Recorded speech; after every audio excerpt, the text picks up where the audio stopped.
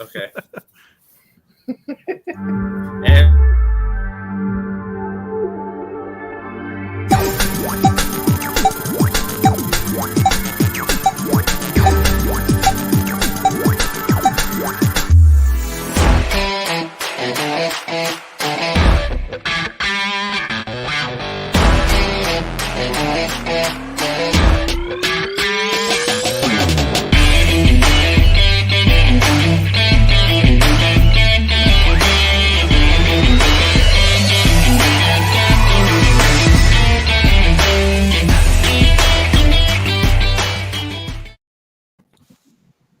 hey, welcome to another episode of Reels and Heels. And Willow, I think you're still frozen. Okay, I'll get out and I'll come right.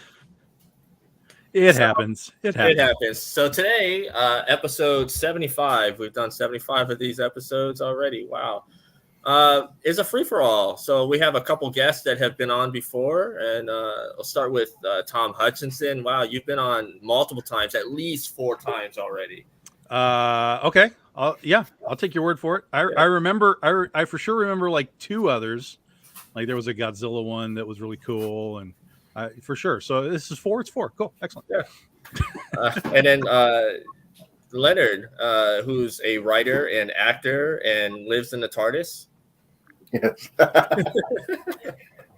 Yes, I enjoy my adventures with you, Brian. Of course, always love being on the show. But, okay, doctor accent aside, but yeah, I was on one other time. We were talking about conventions and things, and man, there's a lot of interesting stuff I think going on in the comic book world, and in like just pop culture in general. There's like a very big shift happening. So I hope that's something we'll definitely get into today. Yeah, Well, I mean- again, still not used to being cool as a nerd, so. See, you've had gatekeepers then, and that's an issue. That is like seriously an issue. Yeah. Well, since you brought that up, why don't we just hop right into that subject? I'm sure, Tom is deep in the industry with Big Dog Inc. So this will be an interesting topic. Leonard, you want to go ahead and start us off with this? Yeah, sure.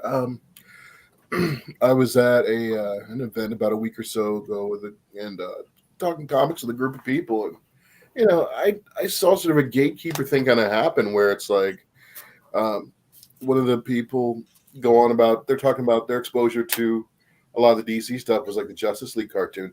So they're like, oh, I like that Green Lantern, but they always have like the Hal Jordan and this other stuff, and this guy's like, well, John Stewart sucks. He's not a good Green Lantern. I'm just like, they're all decent. They're all valid in their own way. It's like you can't sit there and knock somebody for liking one Green Lantern over the other. If you're a fan of Guy Gardner, cool. I'm sure you probably enjoyed his entire, his history, whether it was him just being Hal's backup or when he got the Sinestro ring, or whether he got became Warrior and was like this shape-shifting badass. I mean, and then back to, of course, formulas like a traditional Green Lantern. I just feel like a lot of times people are so set in their ways about what they like and what their personal fandom is.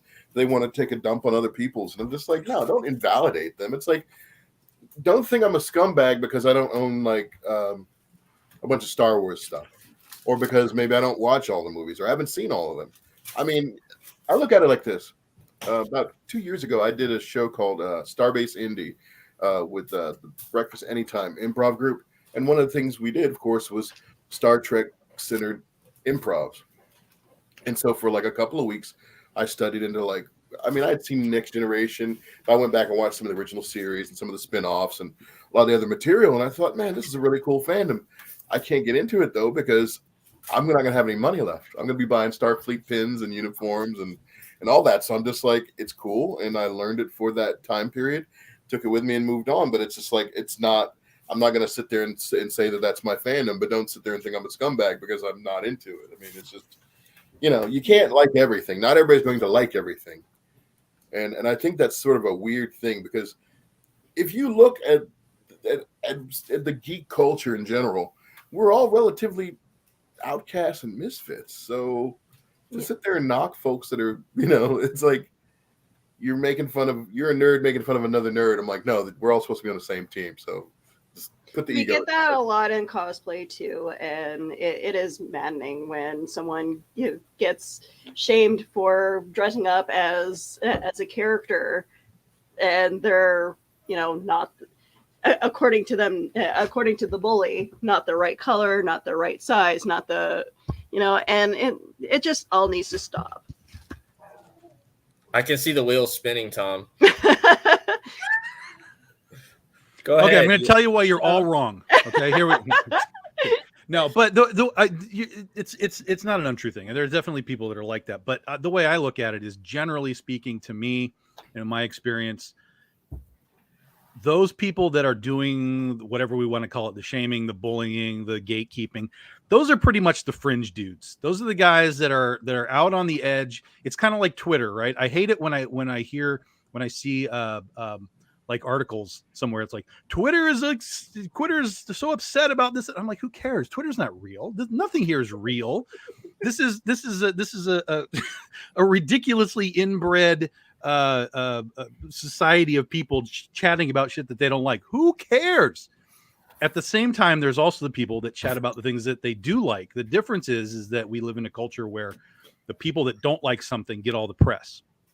And even though, and it doesn't matter how big a group it is, it could be a group of 2, it could be a group of 1 million, whoever is unhappy, fans are upset about this. No, just some people are upset, and they're allowed to be upset. Let them go be upset.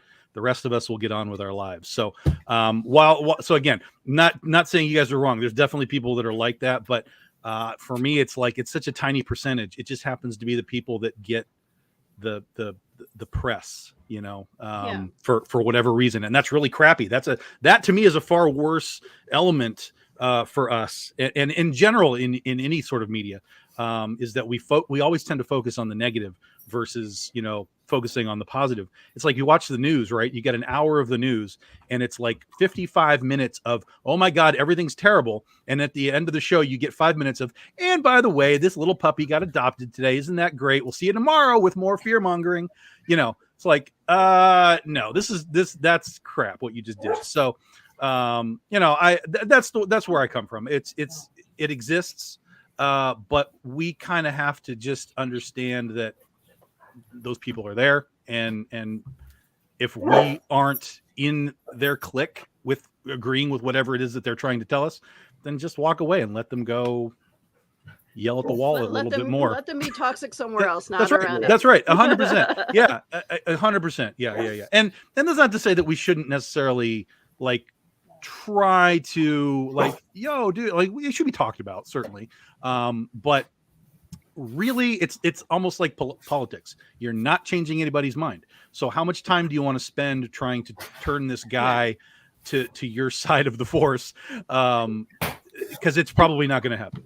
I mean, we're not going to have the same opinions on movies or television shows. I mean, there's movies that I don't like that a lot of people do like, and there's movies that people don't like that I absolutely love. Sure. And that's the way it should be. I mean, that's art. Like, in general, all things are art. Movies, TV, comics, whatever. It's all art. It's all storytelling. It all connects with different people in different ways. And so it is what it is. But, and it's great to have debate. I love debating movies. I love talking about movies and stuff, and why it's good, why it's bad, and why you think it's good or why it's bad. I love doing that. But at the end of the day, you have to come out of that understanding there's no personal attack here. It's not like, oh, you're so lame, Willow, because you got Princess Leia on your shirt. You're like, no, it's just, that's what she likes. And and I like it too, but even if I don't like it, it doesn't matter. At the end of the day, we can debate and have fun and shoot the shit. And then at the end of the day, we're still happy in our own little worlds. Yeah. See, Nicole deals with that outside, like in the education world. A lot of people deal with what? With criticism and the dishwasher was running. I couldn't hear any of that. About Leonard had brought up about in the industry of comic loving stuff. People were like, well, you like Guy Gardner and blah blah blah, and it's about the bullies saying, well, why don't you like this person or blah blah blah. I think that's a way of that's just something we deal with in life, though. Yeah. Like, we just have to get past that whole, like, you like what you like, and that's fine. Well, I don't and know why it matters. Yeah, and I think a lot of the gatekeeping stuff comes from the new nerddom, right? Like it's like we won. The nerds won, but we haven't figured out that we won yet. And so there's guys like me that are like 50 years old that have been a nerd since I was forever. And for this X period of time, that was never allowed. It was like, Tom's a nerd, Tom's a nerd, Tom's a nerd. Oh, wait a minute. No, nerds are cool now. Wait a minute. I had 40 years of nerddom where you all were like, shut up, Tom. And now everybody's just accepted. So it's kind of like, man. But at the end of the day, we won. We won the game. Yeah. We're here. We are not just pop culture anymore. We are culture. And you know, we kind of really need to kind of bask in that. We won the game. Yeah. So I did want to hop into Big Dog Inc. in 2022 and what you guys have going on. Right now, you have a Kickstarter for your Critter action figure, which is doing hella good. Yeah. So Yeah, I keep looking at my finances and seeing where I can shift money to get that figurine. Yeah. I know. Didn't you make the comment that you wanted her with the motorcycle? With the motorcycle, yeah. Sold separately. Sold separately. Motorcycle and batteries sold separately, yes. As with all toys, yeah. Yeah, we've got a week left, basically. So as of tonight at 11:45, we will have exactly 1 week left. So we will wrap this campaign up next week, the 12th, 11:45. We needed a really, really big number to get these toys done. We needed 35,000. We're at $32,088 right now. So we're really, really painfully close to hitting that goal. And I'm kind of hoping that we get there by about Wednesday, so that we can have a peaceful final few days and not be sweating. Oh my God, we need $50. Like, where are you, everybody? But it's cool. I mean, you can see it right here. There's the toy right there. If you go over to Kickstarter.com and just type in Critter, it'll pop up. You'll be able to go through the campaign, see all the pictures. There's 2 different versions of the figure. It's a legitimate like action figure. You can see it's fully posable. It's going to have like a collector's box. It's going to have different hands for it. It's super cool. And if you don't do the toys, there's comics in there that you can buy. You can buy all of her comics. There's trading cards, there's art prints, there's all kinds of stuff. So there's really something for everybody, for your budget, for your collecting style, whatever it happens to be. It's there, and we're really, really close. And if we can pull this off, this opens the door to basically being able to do anything within Big Dog Inc. So we can do Dorothy Gale, we can do Danica, we can do Naomi. We just got to get the first one done first, kind of show proof of concept, like there's enough people that want them, et cetera, et cetera, et cetera. And then the company's like, yeah, let's go. Whenever you want to do another one, we'll do another one. That's awesome. Did you know how much it would cost to make an action figure before getting into this? No, they came to me and they were like, do you want to do figures? And I was like, well, yeah, of course. And I was like, but I need the breakdown. I need to know like how many do we have to do? How many do we have to do to get it to a certain price point? Because I can't be selling these things for like $200. So you have to make enough to scale it to get the price point down to something rational, which we did. We're going to be making like 1,000 of these things. And that brings the price point down basically to what these types of toys are in the general market. Like if you look at Lady Death and the books that are the toys that they do, they're basically the same price. It's like $65-$70, and you're done. These are high end thing. These are not like little reaction figures, that kind of stuff. These are real, 6-inch. Think like G.I. Joe Classified, like these things. I actually have one sitting here. Think like the G.I. Joe Classified style, or like Star Wars Black, that type of thing. But a little more posable, a little more articulation, that kind of stuff. But that type of thing is what it's going to be. So, but because, we're only making a handful of these things, this isn't going to be going to like anything like Toys R Us or any that kind of stuff. So it's a very limited print run, and that's why they're a little more expensive. I mean, if we did like 10,000 units, we could get the price down lower. But I don't know how I would ever sell 10,000 units of a Critter action figure. So that's where some of this gets a little tricky. So we're doing 1,000 of them. And again, there's two versions. This is what we call the modern blue. It's a little bit different from the classic blue, which looks like this. So you can see a little bit of differences. And that's where we're at. We're going to make limited edition stuff, and those that there we go. Sorry, There's I'm the a picture. little, a little slow on the pictures. Yeah. No, you're good. You're good. So that's the classic blue. That's the original costume that we started 12 years ago, and then the modern blue is just a little different. It's a little darker blue. The pants are a little different. The gloves are a little different. But because we're able to do that with paint apps and not with an actual resculpt, we don't have any extra costs. So that was one of the reasons why we started with the critter. It's like, this will be an easy way to do two versions, so that we don't have to sell 1,000 units of one figure. Because again, that's much more difficult than selling 500 of two different figures. So it's interesting. It's an interesting, sort of thing to dip your toe into, but it's kind of scary too. Yeah, I bet, man. I mean, the toy industry, we grew up with a lot of, not so much now, but like through the 80s and the 90s, the toy industry was huge. I mean, you had stuff like G.I. Joe and Transformers and Star Wars and you name it, it was there. Well, yeah, the 80s changed everything, because in the 80s, you were allowed at that point to basically make a cartoon to sell your toy line. I mean, that was not allowed prior, in the 70s and so on. That kind of stuff was not allowed. There were rules as to what you could do as far as like connecting pieces to the game. So in the 80s, G.I. Joe, Silverhawks, Thundercats, all that kind of stuff. When the rules changed, the doors blew open, and all of a sudden we had 30-minute advertisements for merchandise. Yeah. So what else does Big Dog Inc. have planned for this year that you're allowed to talk about? Oh, I can talk about anything I want. I'm the boss. I can. That's I can tell you anything, but I'm not going to tell you anything because that's everybody knows that's the way I do it. Everybody knows it's the 10-year anniversary for Ursa Minor this year. Last year was the 10-year anniversary for Legend of Oz. So this year, horror comics, werewolves, vampires, all that kind of stuff, blood, claws, and fangs, all the stuff we love. Werebears. Werebears, yes, the werebear, yes, correct. So 10 years of Ursa Minor, that will be starting in late March. We'll be doing 3 campaigns this year to do a complete, the equivalent of a 5-issue story arc. We do a 20-page start and then 40 and 40 to finish it up. And then of course we'll have Goth Day again in May. Goth Day number 2 will be out. Princess Day is November 18th. So Princesses versus Zombies will be back in November. So there's a lot going on, but the focus really is the Critter toy and then Ursa Minor for the 10-year anniversary. So sorry, I didn't mean to do that.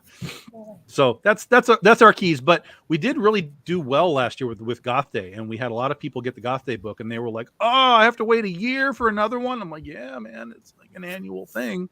Goth Day isn't every month, so Goth Day is Goth Day, and we'll come back and do another one for you next year." So CB is going to have that script pretty soon, and yeah. Well, that's awesome. Big Dog Inc. is always putting out top tier stuff. So love to hear what's going on. There you go. There's the link right there. Definitely check them out. And I highly recommend the Oz series. Like, all your books are good, but that is my favorite. I mean, it's always a top seller for us. It was a huge 3 campaigns for us last year. So it's kind of weird because it's like we're getting to the end of this arc and then we're moving on to something else. Like, we're not doing Oz again for a while because now we have to do Ursa Minor and focus on these decade anniversary things. But once we get through this, then we kind of the doors kind of start to open to be like, okay, are we going to come back to Penny? Are we going to do Kaiju Epic again? Are we going to do Lights Camera Jungle again? But we've done well with these sort of, okay, this year is this book, and this year is this book, and this year is this book, and we can kind of really hyper focus on things, and the response has been really great. So we just kind of figure out. I mean, literally, I'm still figuring all this out as I go. I mean, I don't know what I'm doing. the reality is I don't know what I'm doing. It's all just guesswork and finger crossing and oh my God, is this going to happen? And so far so good. Well, that's awesome. And Leonard, what about you? What do you have going on this year?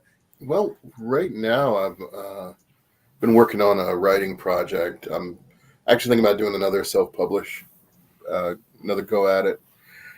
I think I might have talked to you before about the Dr. Omega character that I've been doing some stories for.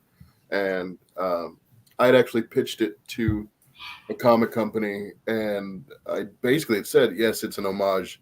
It's an homage to Doctor Who, but it actually predates that character. And the guy was like, no, it's too much like the series. I'm like, well, it's like you're going back to formula. It's kind of like if I want to do a Hulk book without doing a Hulk book, I could do a Jekyll and Hyde book, So it's like I'm kind of going back to formula with it. And I've got some different variations on it to where, like my version of the Doctor is a person of color. He's got a couple different, one of his companions is Calamity Jane from the Wild West. So there's definitely differences, and he's not afraid of actually being violent if he has to.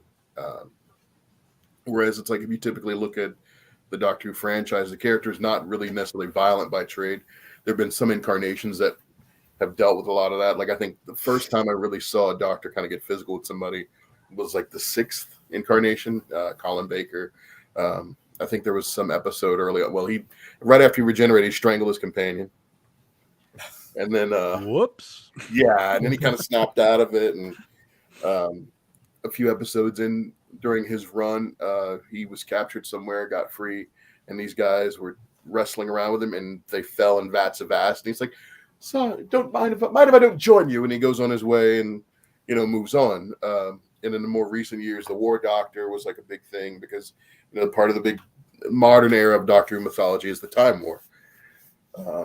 But anyway, I feel like with a character that's kind of like back to formula, that, like I said, I don't have the baggage of Time Wars or going, oh, well, he's supposed to be a very passive guy. Like, no, this guy will slap you in the mouth if need be.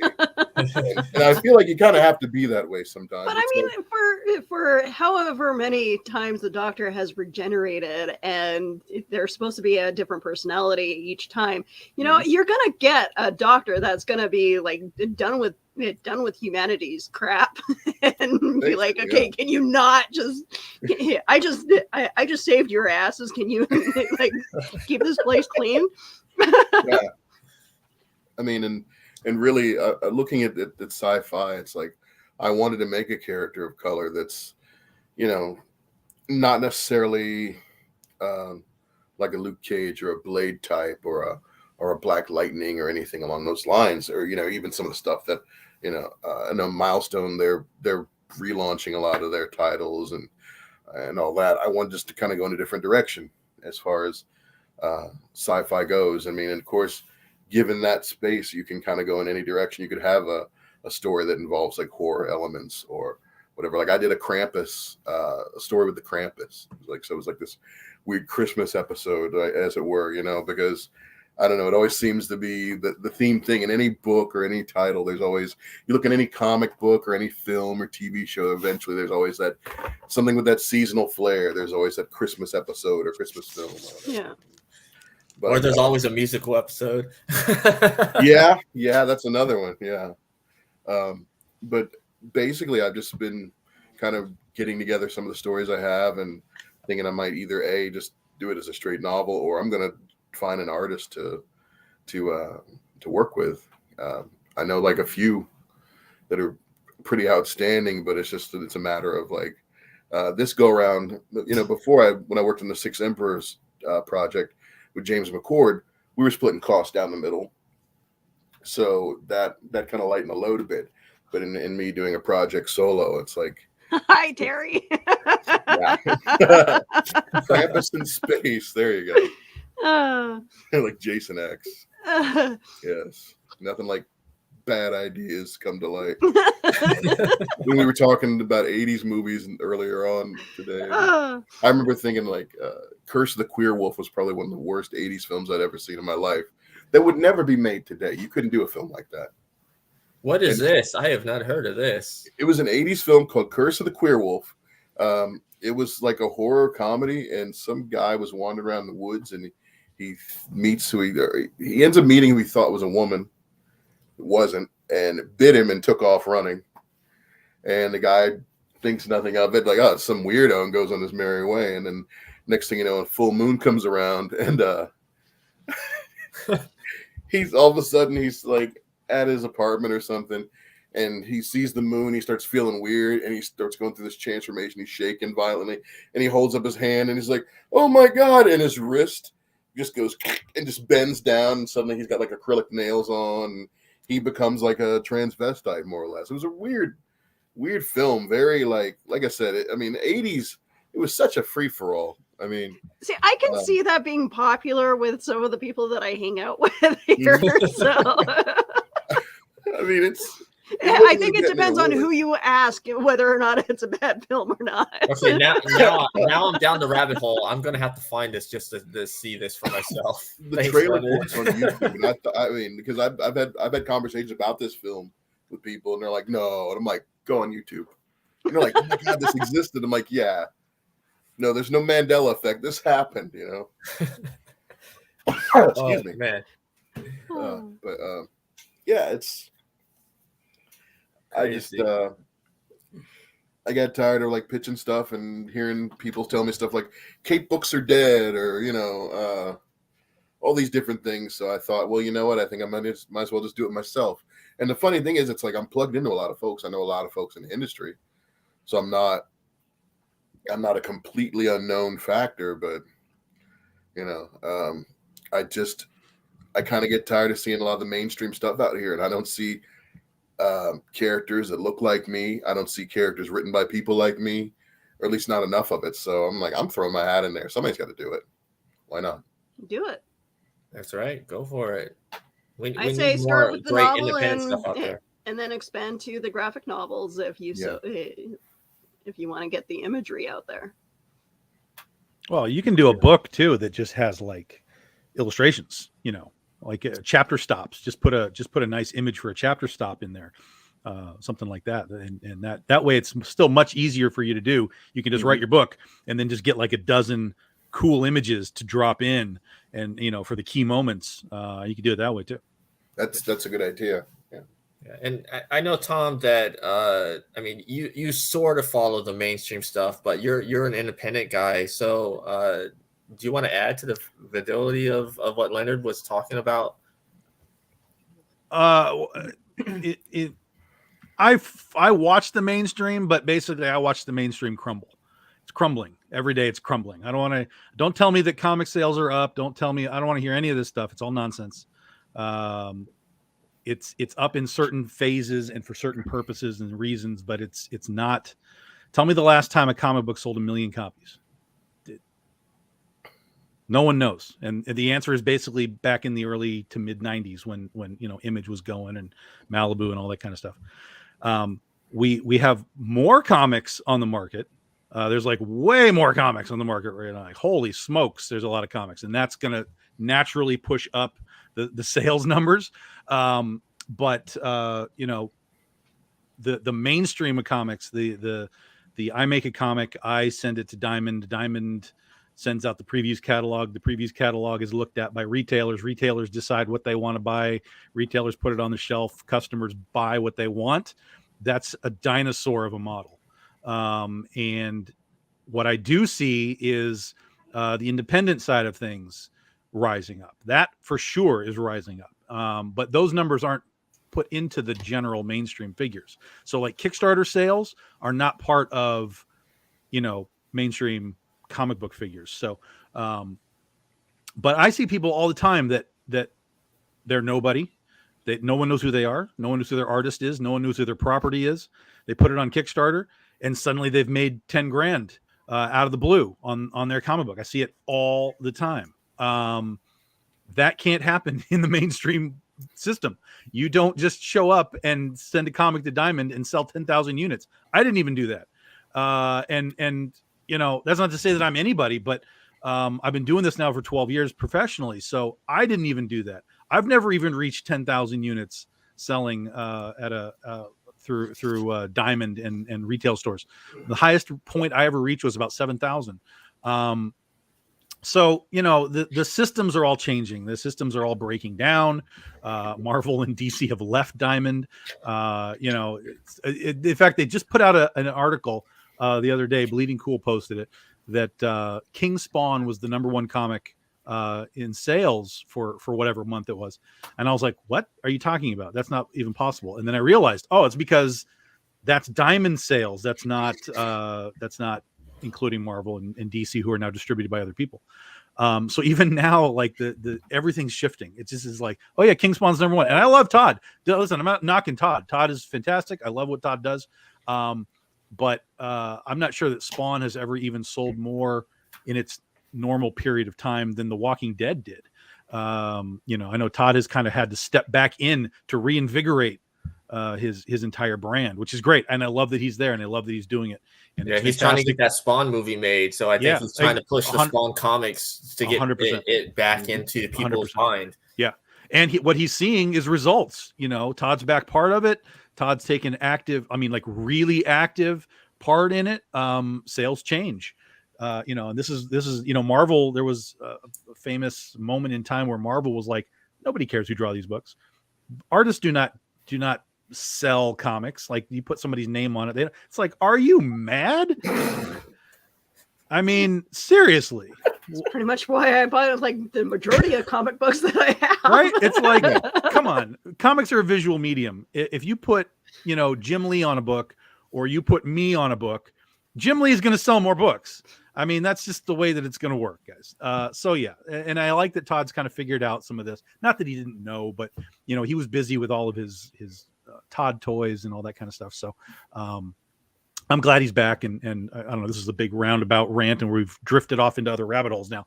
But indie comics have a window and a door open right now to them, and that's through crowdfunding that can really change your game. And don't look at the old system as the only way. Use it if you want to use it, but it's not the only way. And guys like Leonard, you know, they can step up right now and be like, I'm putting my book on Kickstarter, and I'm going to sell my book and get it out to a completely wide open audience of anybody can see it at any time. There's literally no gatekeeping, right? At that point, you're just taking it to market and saying, here it is, let's go. Yeah, and just as we were talking in the pre-show with like straight to video movies, how there's a lot of gems in the independent comic scene or novels. There's a lot of gems out there that people don't know about. Sure. And this is why shows like us and pretty much every podcast that has to do with comics or whatever is pushing for independence, because there's a lot of gems out there that need to be seen. It seems like the industry right now, especially, is in like you said, it's changing, and it is in a state of flux. I mean, I know like the whole thing with was it Image? They're talking about trying to unionize, and they actually took some of the creative people that are trying to get unionized off of the titles they're putting out. And then there's a massive lawsuit going on with Action Lab Entertainment right now too. So it'll be interesting to see what direction things will take from there. And then as far as the crowdfunding goes, I've seen where even companies like Dynamite and IDW, sometimes they start doing the little Kickstarters where they say, oh, well, we got this exclusive cosplay cover, or this Joseph Michael Linsner variant, or, you know, whatever, some omnibus. Yeah, Boom did it with Power Rangers last year. Yeah. Wow. Yep. Yeah. It's crowdfunding. And the crowdfunding is weird because people have this perception of crowdfunding that it's just for the little guy. And that's what it was kind of designed for, right? Initially, it's like, hey, let's help the little guys kind of, you know, get a foothold and be able to fund their books and so on. But here we are a decade later of Kickstarter. It's no longer just a please give me money platform. It's a marketing platform. We've seen all types of celebrities use crowdfunding, Correct. Elvira being one of them. Yeah. Keanu Reeves. Exactly. It's a marketing and sales platform now. And for anybody, it's not just comics either. I mean, there's like documentaries, and it's kind of like an inventor's thing too, because there's a lot of people that have invented things, and they just need the help with the Kickstarter to get it out there. Yep.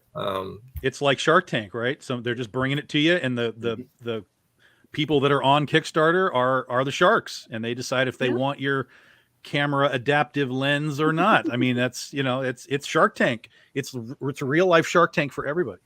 Yeah. And I see that Ryan is back. Hey, Ryan, how you doing? Doing well, man. Sorry about that. I got a brand new, ridiculously good-looking suit in the mail, and I wanted to try it on and see how ridiculously good-looking I look in it and make sure it fits well. And guess what? It fits me perfectly. So in the next couple of weeks, when I go to these big events where I got to look my best, Brian, I got the right suits to do it. So that makes me all the happier, brother. That's awesome. Yeah, when you buy a new set of clothes and you look the best you've ever been, I'm telling you, man, it's a great feeling. It's either, no matter how you think, it's the clothes that make the man, or it's the man that makes the clothes. It doesn't matter. As long as you look your best self, you're gonna like the way you look in a suit, Brian. I guarantee it. So are you Bruce Wayning it, or are you, or is it a Sure? Yeah. I can pull off a Bruce Wayne. I mean, you don't want to see what's under this hat right now. It's got a good head of hair, but I can pull it off. I can be an early stage Michael Keaton, no problem. Yeah. So, how many of you have seen Peacemaker and is caught up?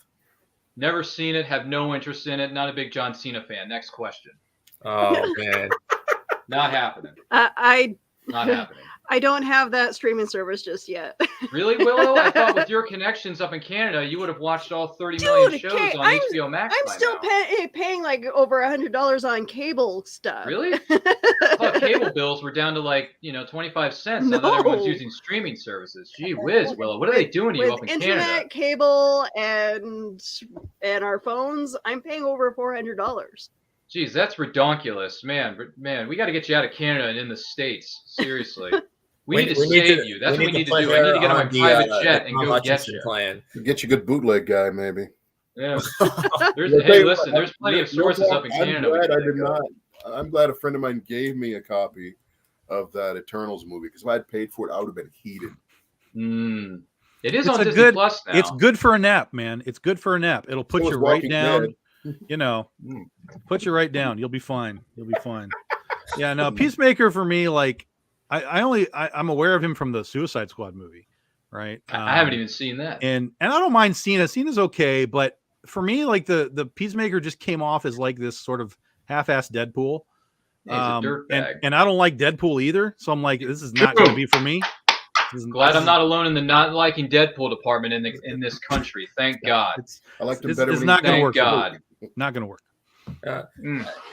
The show is so happy I'm hilarious. not alone in the Peacemaker minority here, isn't Brian. quite like Deadpool, but the story is interesting. I think I like James Gunn, so I'm gonna watch whatever James Gunn does. I've been a James Gunn fan since Trauma, so Nice.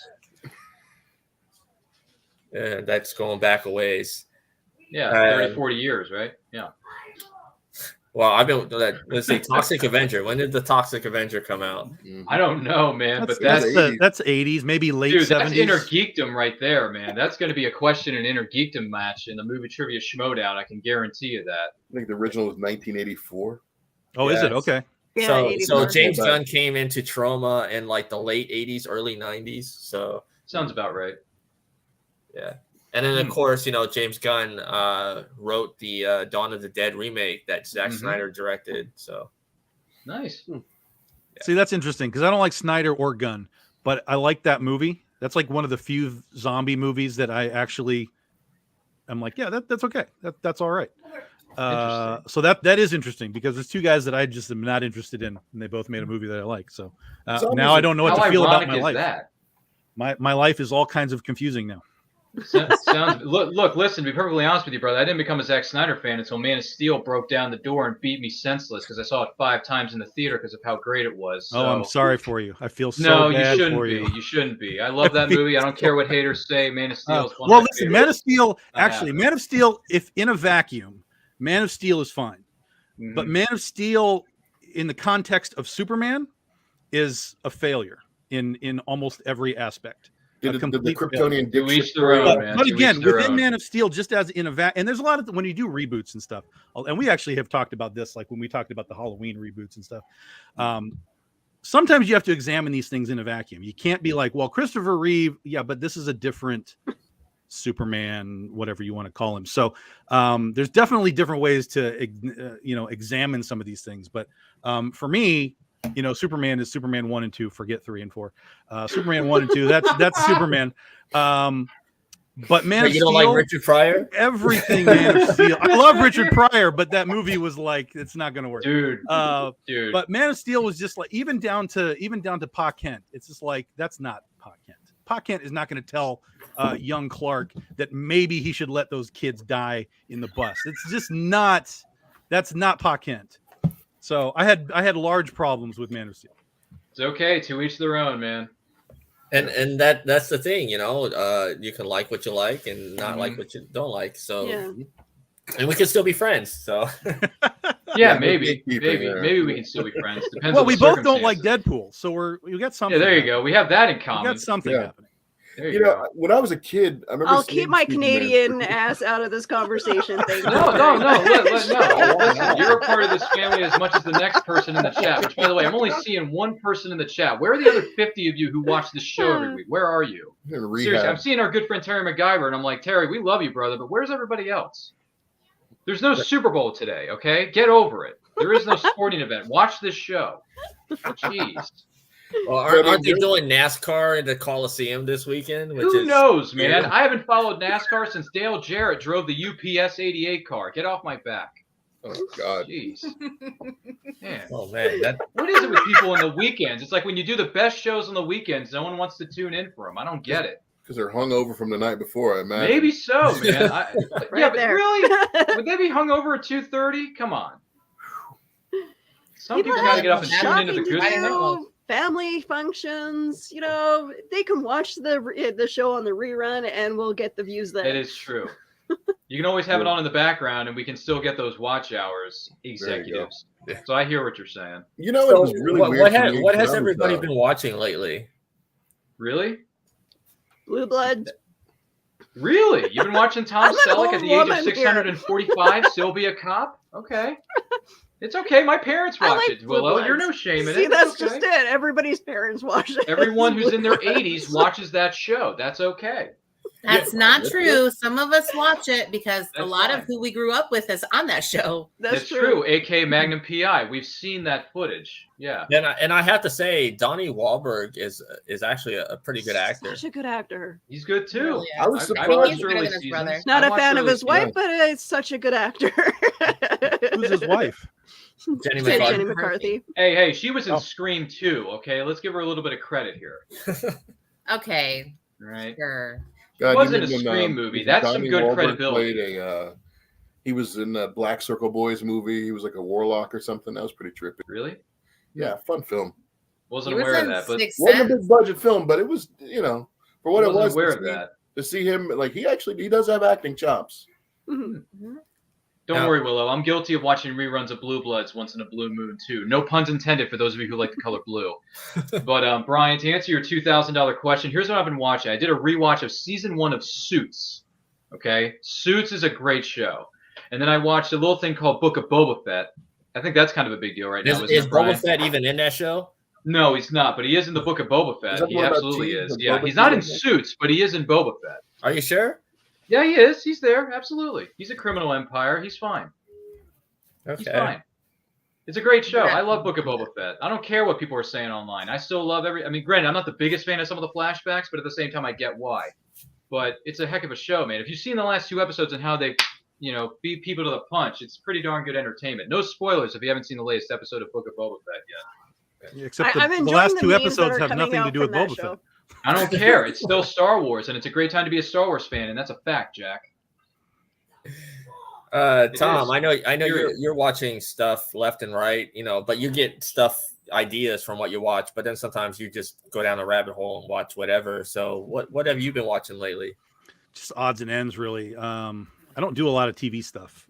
It's mostly just movies. So like we were talking previously before we came in here, I was watching The Lost Boys and a lot of old 80s horror, The Howling and American Werewolf in London. And oh my God, American Werewolf in Paris. I had forgotten that thing existed. Oh, man. So that was an interesting flashback.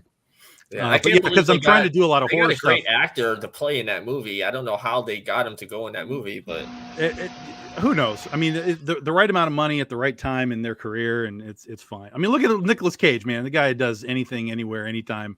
Oh, yes. Half of his entire catalog is just garbage, but then the other half is like, oh, that's pretty good. Okay, he is such a bizarre guy, so it happens. The last few movies that he's done have been interesting. He has had some interesting choices, Yeah, and I Nicolas think that's where he is in his a career. Good actor. Oh yeah, for sure. Yeah, he's in the interesting mode right now. He's like, let's do interesting things now instead of like did you guys ever see the adaptation for Left Behind, the Rapture movies? Like not the remake. Like that is one of just like the strangest acting choices for him, and just the worst presentation of Nicolas Cage like I maybe have ever seen in that movie. So he does some weird stuff, but he does some cool stuff too. So in the 90s, he was just very up and down with his acting, and I think it really depended on who was the director and who wrote the story. Dominic Sena. Like I know Moonstruck won an Oscar. Oh my God, so overrated that movie is. Gee whiz. Not the best movie he was in. Sorry, guys. All right, so since we're on this Nicolas Cage thing here, overrated, what is everyone's favorite Nicolas Cage role? And I'll start with Leonard. Oh, this is easy for me. Wow. There was a. Did you ever see Bad Lieutenant Port Call New Orleans? Why is there a lizard on my desk? What? That's one of the lines in the movie. He's like, "There's a freaking iguana on the table." Yeah. He says that when he's like high as a kite. I mean, but there's like a scene where it's just like, this dude's, and it's interesting because it kind of reminded me of like a tamer version of like Bad Lieutenant with Harvey Keitel from like the early '90s, which was like one of the first NC-17 films. But for my money's worth, Nicolas Cage being a coked out, half deranged cop in Bad Lieutenant Port Call New Orleans was something. And I think it was like Werner Herzog directed it or something. It was like a very odd choice of director, and it was just, of course, Cage being in it was just out there anyway. But holy moly, Tom. I don't really. I'm not a huge Cage fan in general. Like a lot of his stuff that is like super popular, I'm kind of like, it's fine. It's fine. It's not like I don't like it, but it's not for me. But basically, there's two things for me that I have two Nick Cage films in my my library. Basically, well, I have three because one is a sequel. I have the two National Treasure movies, which I enjoy a lot, and then I've got Leaving Las Vegas. So those are sort of my two. And I like him in other things. I've seen him in others, like The Rock is fine, that kind of stuff. But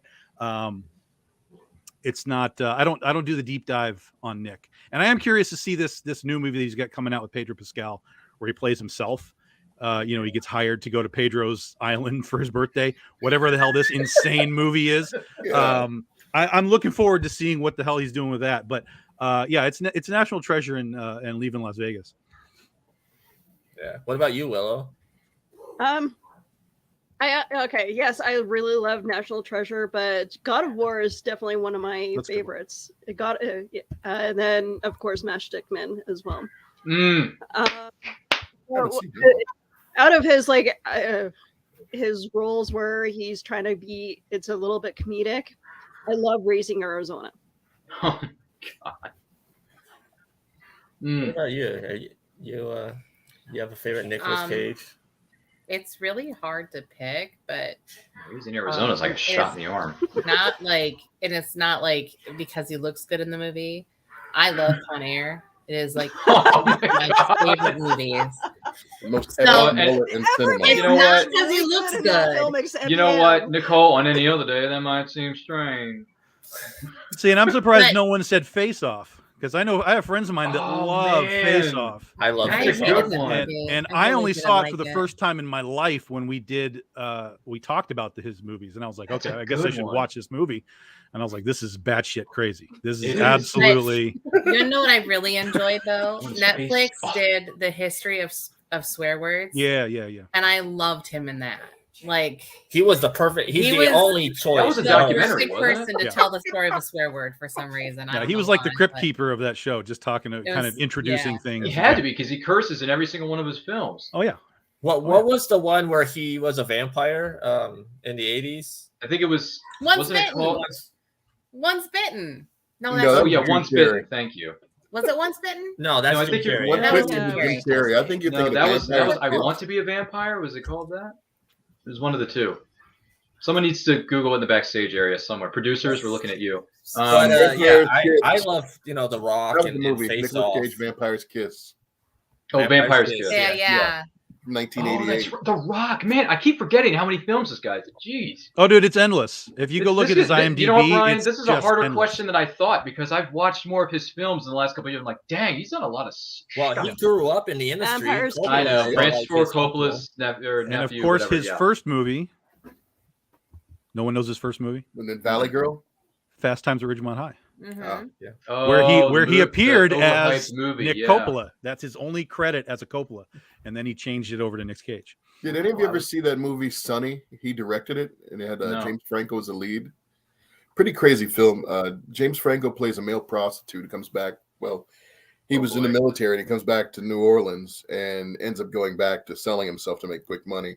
And there's this, like, Nicolas Cage has a cameo in it, but you wouldn't recognize him because he has on, like, this bright blue, looks like a Mexican wedding tuxedo. He's got, like, this curly-haired wig on, huge glasses, mustache, and he's got these false teeth in, and he's like a pimp that runs like a brothel full of men, and he's just like, "Oh, honey, why don't you come in here and have yourself a drink, Sonny? I'm here for you, darling." And if you, like I said, if you're not paying attention, you wouldn't realize it was him. It was absolutely hilarious. This is a tough man. This is a lot tougher question than I thought. This is a lot tougher than I thought because I had like an automatic a couple on my brain. I'm like, oh, he did this, he did that. You know, your best losers always whine about their best. Winners go home and get the prom. I didn't want to say the curse word because I'm trying to keep it family friendly. But winners go home and get the prom queen. Carla was the prom queen. Really? Yeah. That was Anyway. Sean Connery's best line out of any movie. That guy has done so much for society, including, I just saw this for the first time recently, Brian. You'll appreciate it. I saw Highlander. And that's good too. But when you see him in The Rock and he drops that F-bomb on Nick Cage better than anyone in that film, I'm like, you know what, Sean?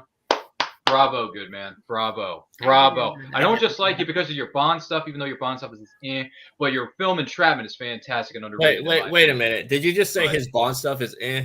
It's not. He's not like my top 3 favorite Bonds. It's just not. He's just Let me not. guess, you George Lazenby kind of guy. Huh? No, it's not George Lazenby. It is not Lazenby. Okay. I grew up in the Brosnan era, the Craig era, and I do have a lot of respect for the Timothy Dalton era. Okay. So those are my top 3 Bonds. Sorry, Sean, you may not be the top 3, but you're still on there. Don't Timothy worry Dalton about it. doesn't have an era. He has 2 movies. That's not an era. Well, whatever, dude. Whatever. It still counts. It's not an Still era. counts. That's a moment in time. Whatever, dude. Whatever. Sean Whatever. Connery, I do think is the best Bond. Daniel That's tomato, Craig tomato, man. is the Bond that's closest to the Bond in the book. That's fine.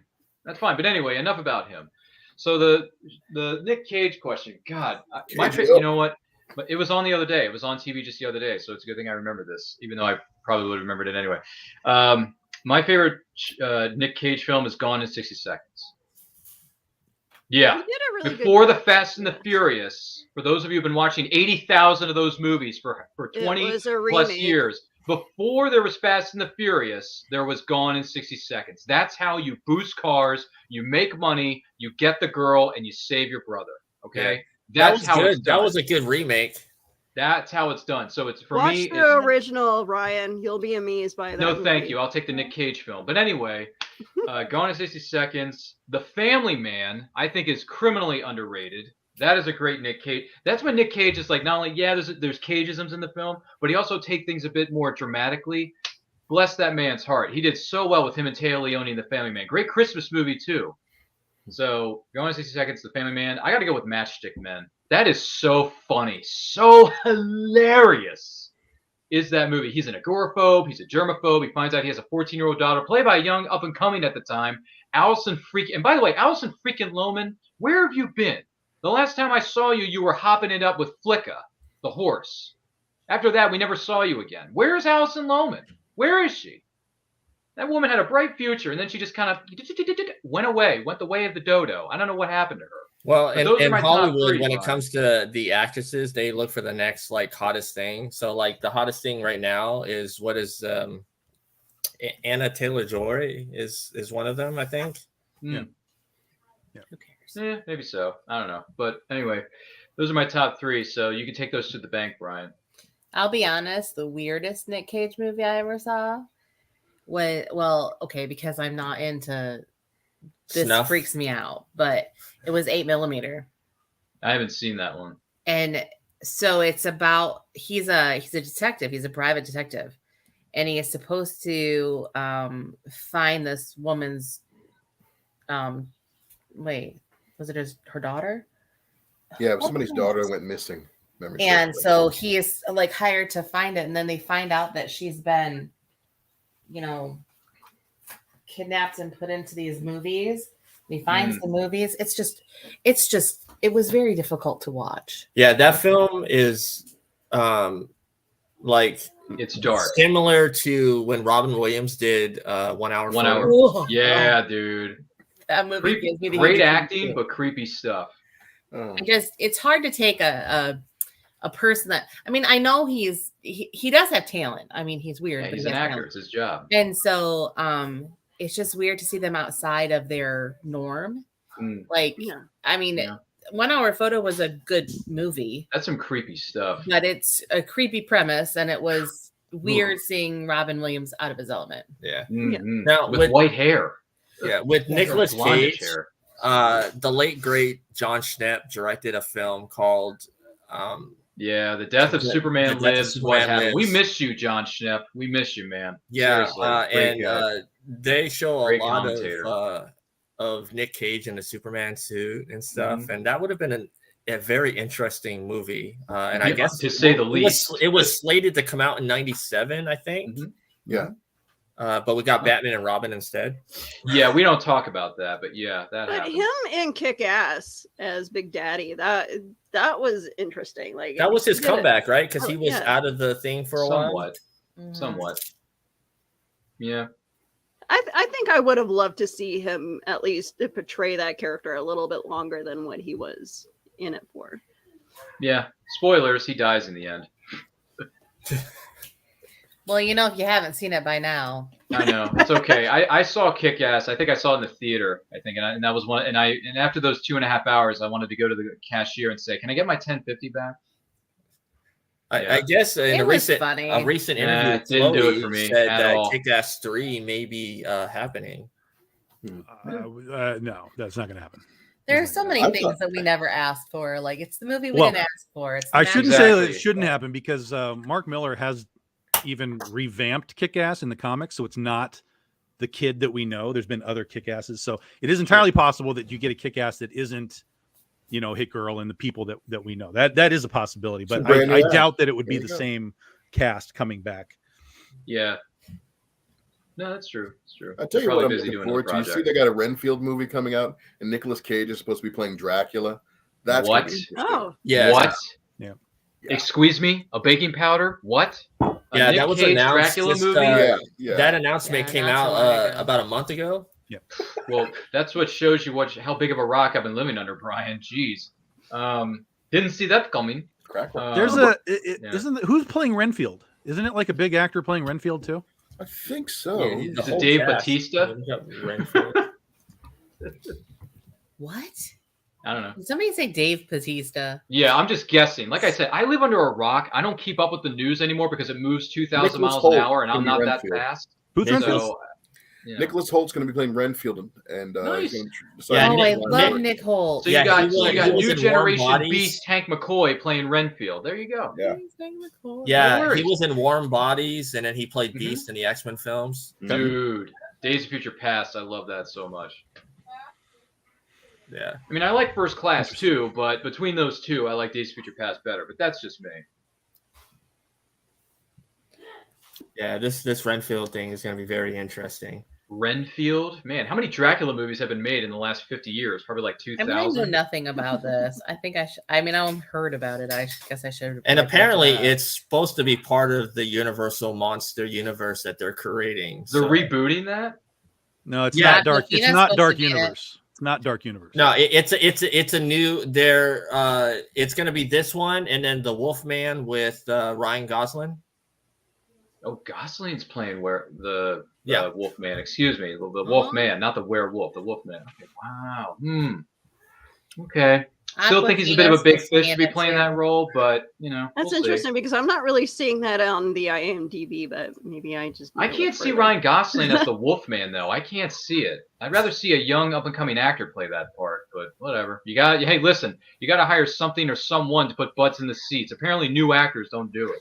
Yeah. So. Well, here's something that recently came out through the movie news is they did an interview with Channing Tatum saying, talking about Gambit, the film that he tried for years to get made, and how he is still a bit disappointed that he didn't get his chance. I'm disappointed that they didn't do it. Like, I'm happy they didn't make it. Like, I was so against Channing Tatum for the longest time until I saw one of it.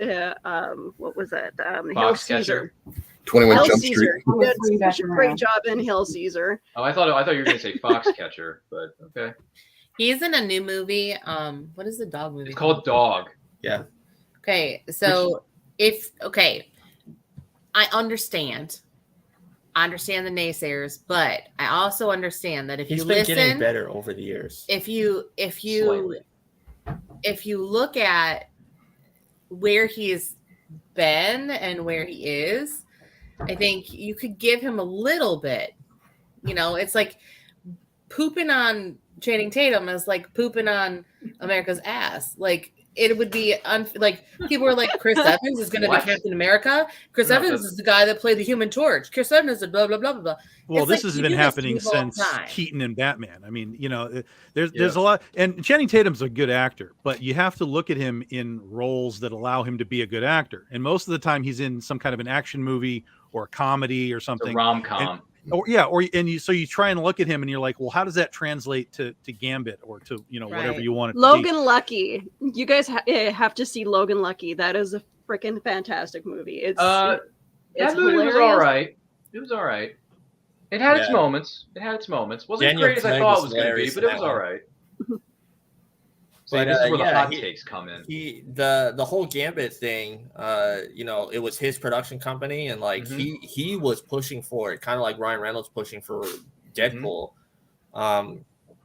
and he just really wanted it to get made, and I guess it never happened. Yeah, I would have. And the thing is, a lot of people, were poo-pooing on him as Gambit, but he really is from Louisiana. Gambit's from Louisiana, and if you've ever actually heard him talk, he does have a Cajun accent. He just hides it in his acting roles. Okay. He probably would have. There's stuff that goes on with that thing that we have no concept of because it's so buried under NDAs and all kinds of stuff. So we see these actors and it's like, hey, we know him from. It's like Robert Pattinson. Dude is nothing but Twilight to me. Dude will never be anything but Twilight to me. I don't care about Robert Pattinson, but I understand he's in that movie with Green Goblin dude, Defoe. People are like, "Oh, the Lighthouse is really cool. You got to see the Lighthouse." And I'm like, I just don't care. So there's a lot of people that are like that with Channing Tatum. It's like, yo, this is the guy from 21 Jump Street, man. This isn't gonna work. But then you watch them in other things, you can see the range. These guys have range. You just have to see the movies that they're in that allow them to have it. Yeah. Fair enough. Yeah. In the next 10, 15, 20 years, if someone wants to go ahead and give Gambit a spin-off movie another shot, hey, have at it. Just not Channing Tatum. But we shall see. The Raging Cajun ain't going anywhere anytime soon. They're rebooting the animated series. Like, I mean, you can't really knock it until you try it, right? So let somebody else do it. Yeah, they're rebooting the animated series from '92, so there you go. We'll see how that works out. Well, so do you think any of you are going to go see this 3-hour Batman film with Pattinson? I didn't know it was going to be 3 hours, but now that I do, it's not exactly 3 hours. It's 2 hours and like 47 minutes. That's still 3 hours. It's close enough. That's 3 hours. That's not closer to 3 hours than 2 hours. Can I dedicate 3 hours of my life to that? That's the longest Batman movie have done it for made. Titanic. and Hey, and Lord of the Rings. They can do it for Batman. yeah, but I'm not going to do it in a theater. The Avengers were unfortunately, almost 3 hours. I mean, I really want to see this Batman I film just like don't really care about bad, this but Batman. I don't know if I want to see it in a theater for 3 hours. That's just too much. That's too much. I'd rather watch it at home so I can pause it when I have to take a commercial break. So Okay, so here, Yeah. Ryan, like I said, the Batman is 2 hours 47 minutes, so That's 2 hours long. and 55 with credits. Cool. It comes out March 4th, but Yes. it will hit HBO Max in April. Fine, I will be there. Hook, line, and sinker. I will be there. I cannot wait to see the Batman. Yeah, it has I'm an down. amazing cast, and I I know mean, it I'm does. opposite of Tom. I mean, No, I agree. The cast it's Colin got some Farrell's people in it. stacked. I It's just don't like stacked. Pattinson like at all. I don't That's like fair. Pattinson. I think probably my guess is going to be that Penguin dude, Colin Farrell. I have a feeling he's probably going to steal the show whenever he's maybe on screen. Paul Dano. You can't knock Paul Dano as the Riddler. Paul Dano's a great actor. Oh, I can knock him immediately because we're running right into Oh my Bane God. problems. He looks like the Oh Gimp my in God. Pulp Fiction. happening with the thing like this. I'm like, yo, are we doing this again? Come on, Or take if the you duct tape are off his face. justice, then come out of the closet. It's Holy listen, crap! From He that looks like he's trailer- got that duct is- tape wrapped around his They face. should So- rename Whatever him the that Diddler is, because he looks like whatever it somebody is. be hanging a BDSM club. Like, listen, Seriously. whatever it is, dude, I'm still going to be there. You got Riddler in it. You got Penguin in it. You got Alfred being played by freaking Caesar from Planet of the freaking Apes. You got Jeffrey Wright as a new version of Commissioner Gordon. wait, who's I Alfred? am all for it. I am all for it. And you got Alfred Zoe is, freaking Kravitz, who is like really coming into Andy her own. Serkis. And now Andy she's playing Serkis, Catwoman. yeah. Oh, no Yeah. kidding. Wow. Yeah, you got the daughter of Lenny Kravitz playing Catwoman. For Pete's sake, who'd have thunk she'd go from playing Angel and X-Men to playing the Cat, who's trying to get to the Bat in the Batman? That's crazy. So, what do you think of Matt Reeves as a director? He directed 2 of the Planet of the Apes films. He's fantastic. I have every confidence that Matt Reeves is going to knock this one out of the park because he did it well with the last 2 Apes movies. I love Planet of the Apes, so It's great. I loved it. Good But trilogy. I loved both of them, but I don't know. I just don't. I've seen the previews. I've seen the trailers. I've seen it. I don't. It's dark. It's dark and it's Extremely. and it's gritty and it's It's I bloody. well. That's not even the problem. It's not that it's like it's the I don't know.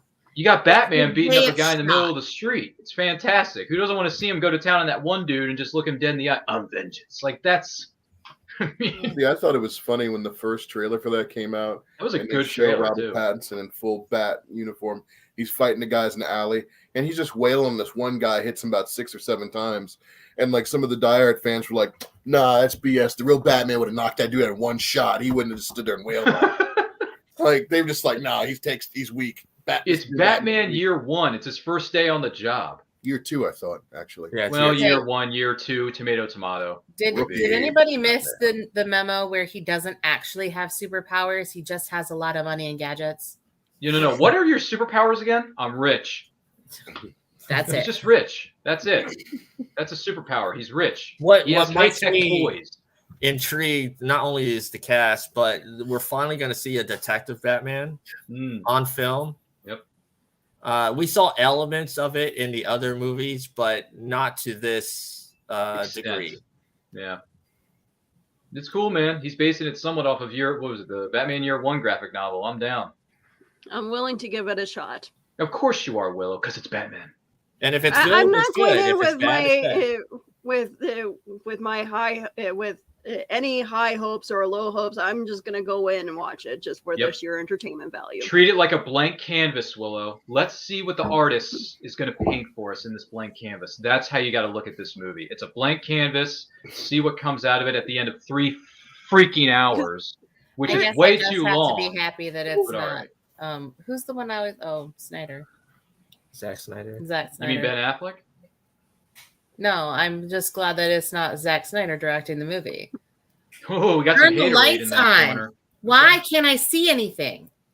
Like, I don't like to not see the movie. If I'm going to Okay. go to a movie and I'm going to pay $1,000 to see a movie, then I definitely don't want to sit there and have half of the screen black half of the I time. know. I should tell Zach, he and I are good friends. I should tell him, Zach, you really need to lay off the Instagram filters, man. Turn on the lights. Seriously.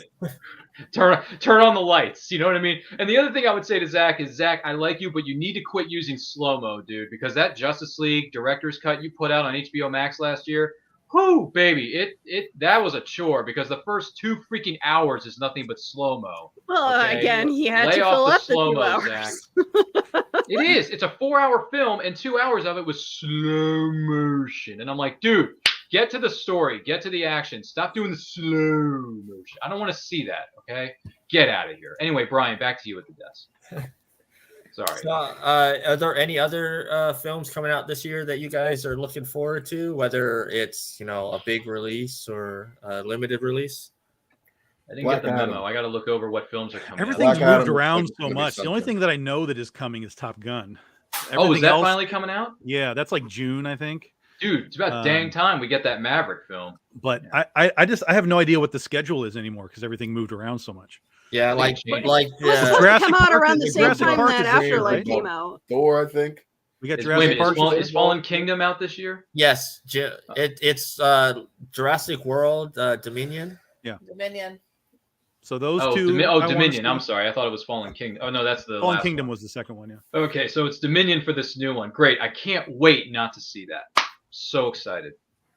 Outside of that, I don't know, man. So excited I not don't to know. see that. I am I see a excited lot to of see weird Top Gun shit now. Maverick, Like though. I went and saw Moonfall yesterday just Oh, yeah, because I how was was like, that? I need to get out of my damn house, and so I'm going to go see it. How was it? It was freaking. It was not what I expected. That's for sure. I don't want to like spoil it because there's stuff going on in the movie that's not in the trailer.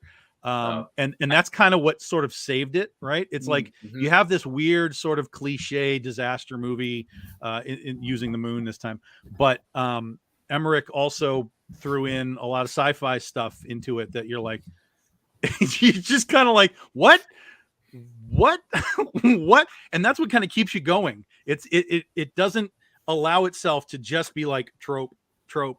You're like trope, what? Trope, what? Trope, what? And so you're kind of smiling and laughing the whole way through because it kind of gets really ridiculous. But it was fun. If you like disaster movies, I think you'll be fine. It is not going to be some blockbuster hit, but it was kind of funny and interesting. So I heard Patrick Wilson though was good in it. Patrick Wilson's good in everything. Really? He's fine. Halle Berry didn't really have much to do. And then I don't know who the guy is that plays like the comic relief dude. But he was funny. He was really good throughout the whole movie. That's your 3 key guys. Sure. He was really good throughout. But I've never heard of. I don't know who he is. So he's new to me. But again, it's in the scale of disaster movies, it's a mid-tier, fun thing. If you want to see crazy CGI and just nonsense action stuff, you'll be fine. But it's certainly watchable on home video if you don't want to go to the theater. So as a disaster movie, where would you put it? Like, I mean, there's a million disaster movies, so I would put it kind of in the middle. It's clever. It's got a clever element to it. Again, I don't want to spoil it for people who haven't seen it, but it's got a cleverness to it that kind of elevates it a little more. Like, it's definitely better than Geostorm, that dumpster fire of a film. But it's not necessarily as fun as like 2012. It's just kind of in there. It's fine. It's fine. It's fun to screw around with the moon, and like all the effects that they do are really wild. But it's kind of the extra element that kind of makes you go like, what the fuck is going on? Did you guys see the trailer Netflix dropped with all the films they're coming out with this year? No. Yeah. Well, they're releasing a movie every week this year. Really? Because we don't live in the stratosphere like you do, Brian. There's a film coming out called Day Shift with Jamie Foxx. And it's described as a vampire hunter movie. Day Shift is being directed by the director of John Wick 2 and The Fate of the Furious. And the story revolves this father who has a pool cleaning job, but it's an actual front for his vampire hunting job. And that sounds interesting. And of course, they're releasing Knives Out too on Netflix. You didn't like Knives Out, the first Oh, one? I won't see anything that guy does again after what he did Oh to my Star God. Wars. He will never get another dime of my I mean, money. look, I'm with you on Ever. drinking the haterade. That's the Last Jedi, but that doesn't mean I'm not going to Ever. go out and at least give him another shot because I Ever. saw Knives Out not too long Ever. ago. I thought it was all right. I don't think it's as great as a lot of people make it. People made it out to be like the second coming when it first came out, and I'm like, Yeah. well, let me see it first, and let me get back to you. And Again, then I that's a actually movie saw with it. a hell of a cast, right? It's hard to miss with a cast like that. Yeah, but I saw the movie and I'm like, okay, this is good stuff. I liked it. I mean, and then he says in a press release, like, yeah, I'm making a Knives Out too. I'm like, really? Because this movie's kind of a one and done, really. But I can see where you're coming from. Yeah. But yeah, Knives Out, good on you, Ryan. I mean, you may have messed up Last Jedi pretty badly, but whatever. He did, Brian. You don't want to admit it, but it's okay. That's a whole It's other all right. show. A whole other show. I've got a It's a whole other PowerPoint ball. and I everything. know. For Got a you, Tom, PowerPoint. you and I, it's a whole other ball of wax. We know. So, Tom, what do you think of this new Texas Chainsaw Massacre movie that's coming to Netflix? Oh, it looks just like shit. It Oh looks my like absolute God. shit. How many times can they reboot the same franchise? No, it's not even about rebooting the franchise. Batman It's anymore? They're about- trying to get the God. franchise going. I don't think they could Yeah, ever but- really do. But all Oh. it is they looked at it and they were like, "Hey, that Halloween movie did something cool. Why don't we do exactly the same thing? Like, here's the girl from the original movie waiting 50 years later with lines like, I've been waiting 50 years for this night. Like, Jesus Christ, it's the same movie. Who's in it? Wait a minute. Is that the same premise? Is this the premise for this new movie coming out? Yes. Is that the same thing? Yeah. Wow. Basically, it's about a group of people that go to the Texas town that's God. deserted to start it up again and to create Oh. businesses and stuff. And I guess Leatherface has been living there the whole time. Duh. Yeah. And when they showed Leatherface, the first thing I thought of was Toxic Avenger. If you look at the design, Yeah, it's a really weird mask. It's like really weird. Wow. Who of the? Do we know the cast of this movie? Do we know who's in it? nobody that. So it's a bunch of unknown actors. Nobody that Okay. matters. They scooped up some kids off the street and were like, "You want Wow. to be in a At movie?" least those kids are getting a paycheck. They're like, Oh my here, God, good for them. we'll Yeah. provide you Happy Meals if you just be in our film. Yeah, you want to get sliced and diced by this angry-looking dude with a chainsaw? Why not? I got nothing to do this weekend. How about you? I Okay, couldn't here- believe it. Like, I knew it was coming, and then a friend of mine messaged me, and he was like, "Yo, you got to see this trailer." And I was like, "I'm really not into I'm not into the franchise that much, dude." He's like, "No, you're gonna want to see this." And so I watched it, and I was like, "God damn!" the 2003 remake though was decent. I did like that one. Is that the Jessica Biel one? Yeah. Yeah, I like that one. It was Yeah. fine. That's fine. Here's another film that Netflix is releasing. It actually comes out March 11th. It's called Another the Adam. reboot. It's called the Adam Project. Bless you. Bless you. Gesundheit. Sorry. And Thank it's you. an action sci-fi film directed by Sean Levy, and the cast is Zoe Saldana, Ryan Reynolds, Jennifer Garner, Catherine Keener, and Mark Ruffalo. I'm there. I don't care. And the movie Wait. is about a man who travels back in the past to get help from his 13-year-old self. That's 17 again. I Interesting. mean, that's But that's kinda- that was more kinda of the a same movie. romantic comedy. This is an action sci-fi film. This has This is aliens like and stuff. La Brea. what? Back to the Future? La Brea. Like La Brea, the TV show La Brea. Yeah. I guess it's Oh, similar to that. interesting. What? Trying to think. You said Zoe Saldana and Ryan Reynolds, and then you said Mark A Ruffalo. Deadpool. It's basically a Deadpool movie with Deadpool in it. Well, apparently, That's not fair. Mark Ruffalo plays Ryan That's all that Reynolds' Ryan dad. Reynolds is Deadpool. So No, he's not. He is. I don't see him as Ryan. I take a look at his picture. I say, "Hey, what's up, Deadpool?" That's all I see. I don't see a Ryan. I Okay, see a so Deadpool. Tom Holland, you feel the same way about Tom Holland as far as I haven't- Spider-Man. Let me see. Has his new movie come out? No. All I see is Spider-Man. Yeah, he does. He has Uncharted coming out next month. Yeah, I Okay, have Ryan. that movie. That trailer, the first trailer for Uncharted, looks stupid beyond measure. Ryan, I need to say this as a It looks nerd. so We need dumb. to stop seeing actors as the roles that they were portraying. sorry. In, Ryan. as their Exactly. I got longest going something. career. Yeah, Ryan- Anthony Mackie actually did an interview about that one time. It was really Yeah. interesting. He was talking about how he's not the star, the Falcon is the star.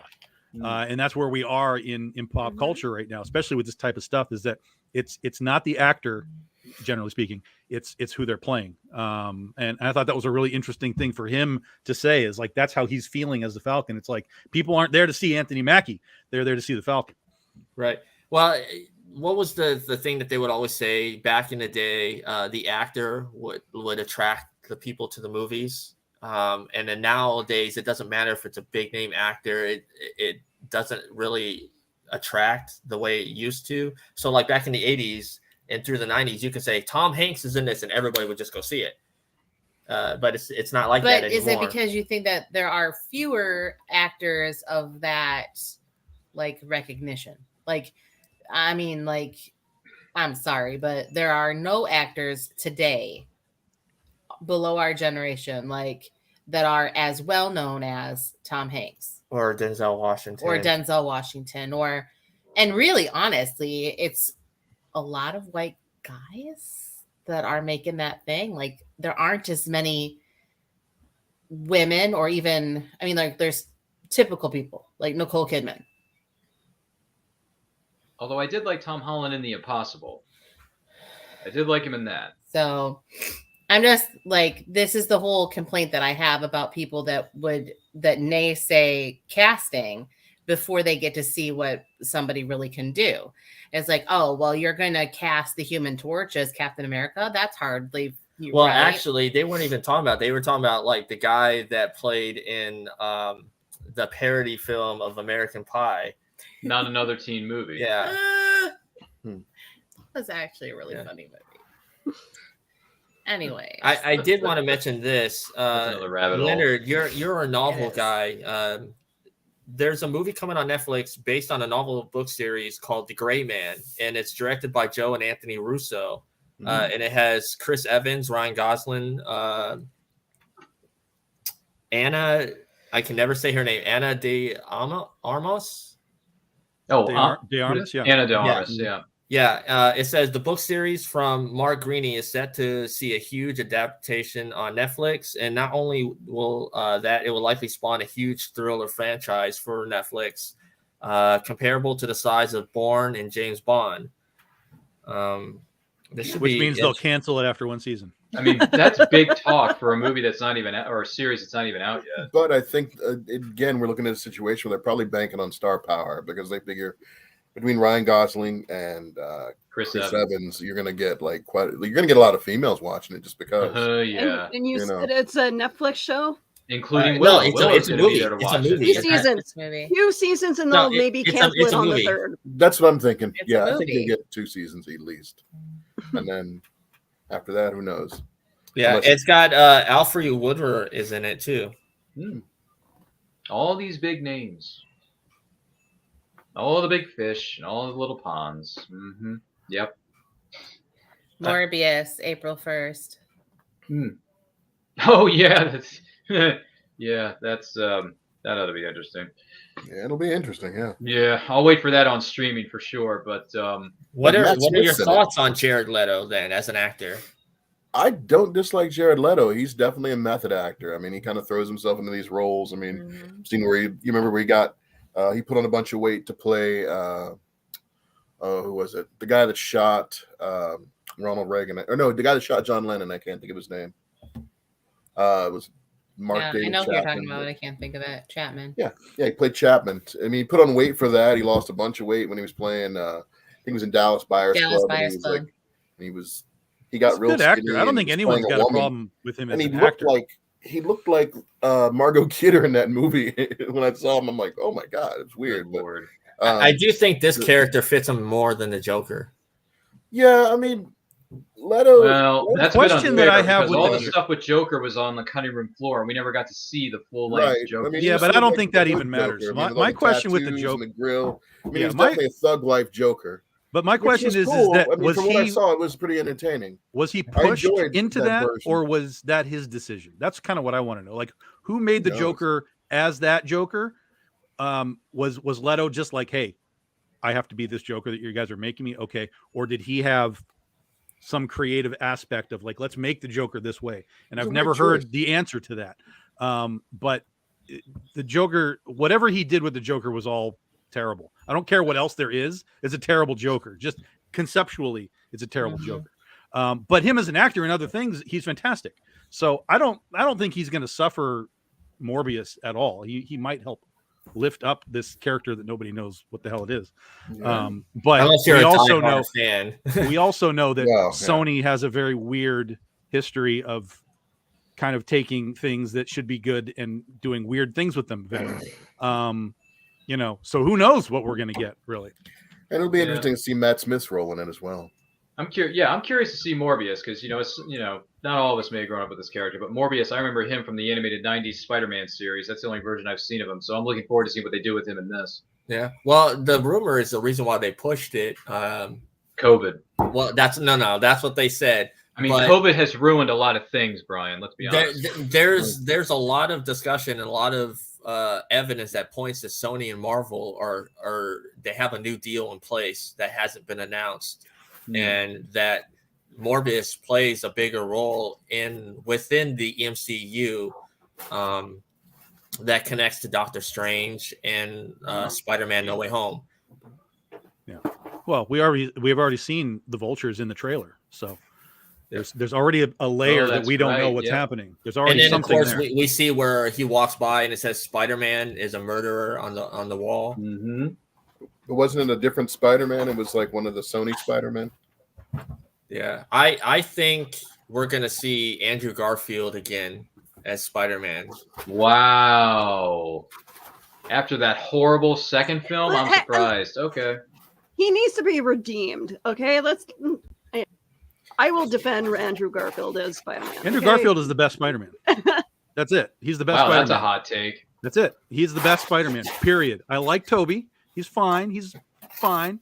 Holland has always been annoying to me, but I think Tom Holland is more annoying because of what he's been given to do, which is Mr. Stark, Mr. Stark, Mr. Stark. I want to be an Avenger, Mr. Stark. It's like, Jesus Christ, shut up. So I think that's where I have a harder time with Tom Holland's character. I like him personally as an actor. He's fine, but that Spider-Man is irritating as fuck. But to me, Andrew Garfield was the best. He did not have the best Spider-Man movies, but he was the best Spider-Man. You know, man, we're hearing some hot takes tonight. Okay, so Spider-Man 3, right? Homecoming.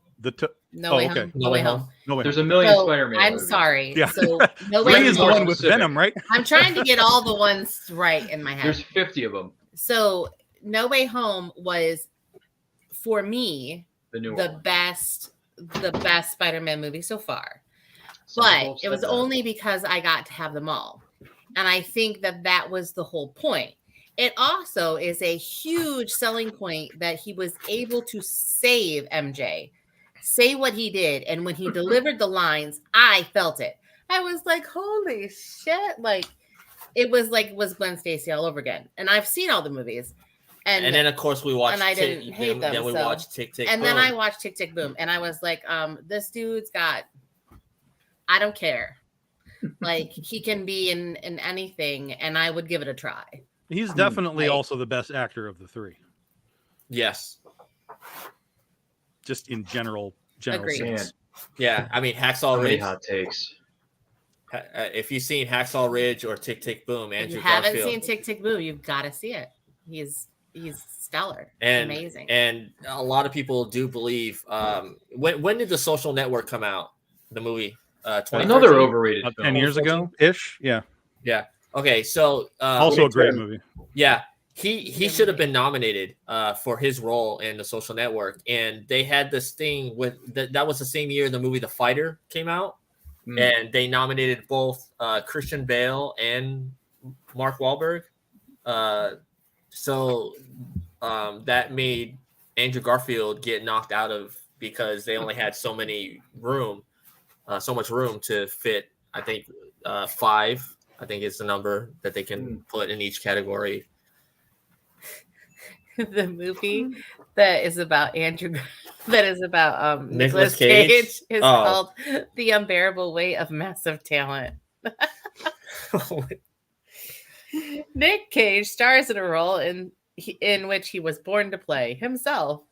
The unbearable weight of massive talent, he accepts $1 million to make an appearance at the birthday party for a superfan who happens to be a drug kingpin. When things go south, he has to adopt some of his film personas to make it out again. Oh Lord. Wow, a $2 movie on $1 million network like Netflix. There you go. So this sounds like a JCVD movie, you know? Man, they got a good discount on making that film for Netflix. Whatever happens, right? You know. Oh man, Anything Why for do a we need a paycheck. Legally folks. Blonde 3? I mean, Legally you know, Blonde 3. Why? You know- Why do we need a Legally Blonde? wait a minute, is Reese Witherspoon doing it? Yes. Wow! After the atrocity that was Legally Like Blonde Part doing 2? it or just sort of appearing in it? I don't know. No, she's gonna be in it.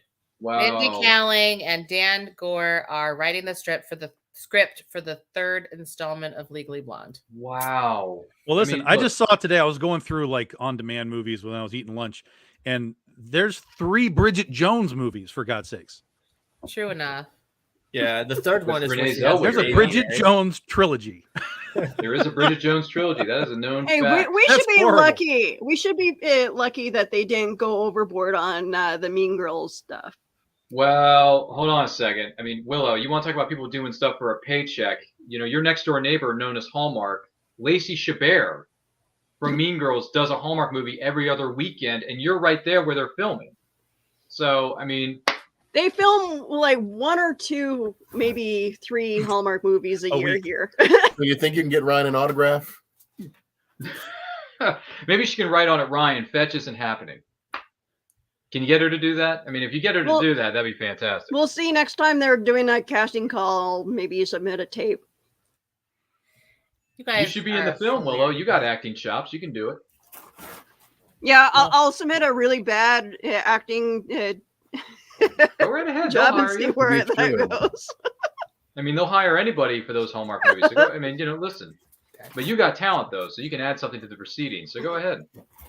Hey Tom, have you seen the trailer for the movie called The Black Phone?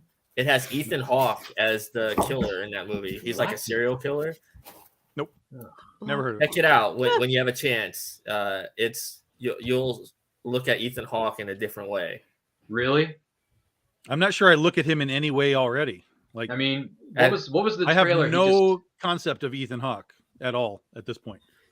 What was the trailer that Ethan Hawke just appeared in a few weeks ago? Oh, the Moon Knight trailer. Yeah, he's the villain in that series. Oh, he's the villain? Ooh, good. I look forward to seeing that, brother. Like, I think Ethan Hawke, was he in a movie called Daybreakers? Yes. Yeah. That's a criminally underrated That's- vampire I film. think that is the only Ethan Hawke concept that I have. I Except don't know. for, I don't know of him well, in anything else. You The never saw him in Explorers. Training Day? He was in No. the Explorers. You need to see Training Day, and you need to see what's the one he did with Robin Williams? Dead Poets Society. Oh, that I saw. Well, that was him. Dead He Poets was in Society. it. I saw. But that's Okay. not an Ethan Hawke movie. It is too. He's in No, it. it's not. It is too. He plays one of the students' lead roles. He's in the movie for like 4 minutes. No, he's not. He's in a lot more than that. But whatever. Tomato, tomato. Watch Training Day, and you'll be impressed. Anyways, Watch Training Reality Day. Bites. He was in Reality Bites. No, And Man, so that that's- movie. That Sinister. movie had promise, and then it just squandered it at the very end. The ending was terrible. Not of the that only movie. terrible ending movie ever. No, seriously, like it was a bad Hollywood ending. struggles with the finale sometimes. Ugh. Wasn't Ethan Hawke as a kid in Stand By Me? No. No. No, No. no, No, but that he was was River- in the movie River Alive. Phoenix. He was in Alive. That's what Alive, got him. That was actually a decent movie, actually. It was a weird movie, but it was a scary movie a little bit. What was that movie he was in with? White Fang was what got him started. That was Disney. That was I Disney. loved White Fang. But well, I what read about- the what about, four um, times, so. What was that movie he was in where he was trying to figure out if someone had attacked this girl at a church, played by Emma Watson? It was called, was it Rendition or Perdition? Where Road he played to the Perdition? priest? No. No, he played a priest and he was trying to help Emma Watson. Redemption. Ooh, I think that was Wasn't it? Redemption? Was it Redemption?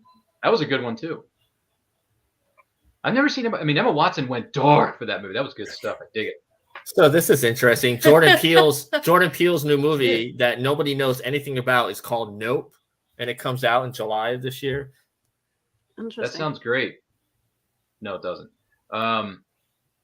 Yeah, this is a long menu of movies that none of us have heard of. So, thanks for throwing Black out all Adam. these names and stuff at us, and then us looking back at you like a deer in the headlights. Black Adam is coming out in July. Which I finally saw Shazam. I finally saw Shazam to get ready for Black Adam, so now I'm all set. I'm good to go. I liked Ethan I Hawke liked- he was in Lord of War too, wasn't he, with Nicolas Cage? So Played the check him out FBI now. agent trying to He bring was- him down. That's right. Yeah. Good So- point there. with the Black Adam film, I guess they're going to be introducing some of the characters from the Justice Society of America. Yeah. So I imagine they're definitely doing some more further world building and probably stepping a little bit away from Justice League. But I know like The Rock has just been really. I mean, he's been trying to get this off the ground for at least For a over decade. 10 years, Yeah. which is a long freaking time, Dwayne. Yeah. That's a long time. Isn't The Rock also attached to what's that old pulp comic? What pulp comic? What do you mean? Sergeant Rock or something like that? Or No, I thought he was supposed to be playing Doc Savage. yeah, Doc Savage. Ooh, Yeah. dude, he's gonna be playing Doc Savage. Man. If he would get his soul back from Disney, Well, I mean, he's then got that his would soul free in him both up to Warner make other Brothers. movies. Let's be honest, Willow. He has his soul divided between Warner Brothers and Disney because of those two different films. Because Black Adam's a huge thing for him, so he's still kind of attached to Warner Brothers. But I digress. Well, I mean, he has his own production company, so he has his hands in pretty much every studio. Yeah, he's doing like literally 50 projects a day, Willow. The guy never stops. You know, this guy gets up at 3:45 in the morning every day, and he's pushing 50. That's ridiculous that he's still able to do that. He's working out all the time. Yeah. He is, man. The Or guy's is, like, jacked. he's so into his intense workouts. Instead of going to the bathroom, he'll just piss in a water bottle and keep on trucking. he just keeps on going, man. Like that dude pushing 50, he don't quit. Yeah. And he always talks about his pancakes are the best pancakes in the world. Doesn't he have a I mean- tequila out now too? Yeah, Yeah. his tequila's good. Really? I was not aware of tequila this. I'll person. have to check it out. I mean, I like pancakes as much as the next person, but man, it's a lot of pancakes. Eat pancakes, drink. Do you tequila. like pancakes, Will? No. You like pancakes, I right? like pancakes, but it really depends on who makes them. Do you prefer like something at a diner somewhere, or do you prefer? I prefer them what's that homemade. woman's name? Aunt Jemima. How about I her? prefer them homemade, All right. Fair enough. Fair enough. Fair enough. not out of a box. No, my I'm not family really has a made pancakes person, made or- pancakes from scratch before, so it's okay. I I'm like always French a toast over pancakes. You like French toast? Yeah. Okay. You know, my mom says the same thing. She's a big French toast fan. French toast with pancake batter. Oh my god. Really? Is that the best thing since sliced bread? Okay. What about I you, like, Tom? I like waffles myself. Yeah, of the three, I'd probably take a waffle. Yeah. Waffles It's are got to good be. too. It's got to be crispy though. It can't be this soggy Thank you, Tom. nonsense waffle. It's got to have some Mhm. crisp. to it. Right, Tom, you're thinking Yeah, some waffle. similar wavelengths, man. I like that. I Second prefer would be the pancakes, but- pancake. I'll take a pancake, but I There would you go go. waffle first. Yeah. I do like chocolate chip pancakes though. But I don't want my pancakes to be this thick either. Like No, It's they're more not cake supposed than to be like a pancake. slice of bread. I want them to be more not as thin as a crepe, So but what? Nice- So, nice- what, so what you're nice and saying? fluffy. The pancake size matters. yes, size really always matters. Boy, that could be taken out of context. Yeah. Whatever. We're just talking about pancakes. I ladies and didn't gentlemen. We're say not the going to that size of corner. what. I just said Man. Uh, By the way, thank you, Terry MacGyver, for all your wonderful comments. We appreciate it, man.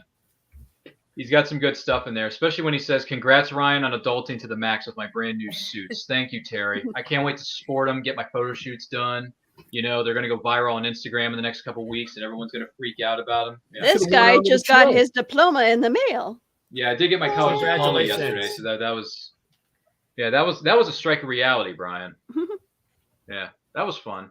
Man, dude, when I posted that the other day, that thing on Facebook went viral. I had like hundreds of likes, hundreds of heart emojis. People going like this, like "we care for you," the hug emoji, you know, and then people were like, "Congrats this, congrats that," and I'm like, oh my god, like I'm getting flooded with comments. welcome It's- to adulthood. You're I know, really, thank really you. an adult now. Thank you, Yeah. Nicole. It feels so good to be an adult who's still a child. It feels great. Well, that's Because Tom. no one- I mean, look, Same. he's got the cat ears. Exactly, because no one ever I'm over really here grows making up. toys, man. You know. Yeah, thank you. Like, this is Congratulations, me. Ryan, on Like- becoming an adult. Unfortunately, you can't afford your own house right now. I can't. No, I can't. You're right. You're 100% right. I am not Bruce Wayne yet. I haven't met a guy whose name is Bruce Wayne, and I can get some money from him yet. But What a it's nice to shit have it in the world we're mail, living which in means the right next thing I have to now. do is I have to go downtown to Michael's and get it framed. That's what I need to do. so that I can hang it up on my wall. I want to do a little fan casting here with Tom's work. Okay, hold on a second. okay. Can I just say, like, okay, so the other movie that's coming out in September is Mission Impossible 7. Oh, It got God. moved to next year. Okay, why do we need a 7? Because honestly, every time they put them out, they make they- $800 They million. make billions. You know what, Nicole? I think you and I are on kind of. I mean, I'm still going to watch them because it's something. But at the Tom same time, Cruise I doesn't really have think they anything should have else. ended.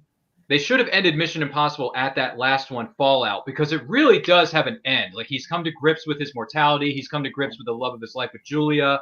It's like, just move on. It's Okay, over. but there were still stakes. It's We- like we- having Fast 10. I don't understand. We exist in a culture of franchise. Well, hold on. Fast 10 Exactly. has Jason Momoa And coming not in. it's not about what's No. new. It's about how do we repackage what we already have. And it needs to stop. And that's Well, Hollywood's been like that Do for we need years. more even Jurassic before Oh Park? sure, but Paul- it's even worse now. I mean, like it's Everything sincerely has worse. sequelitis. Yeah.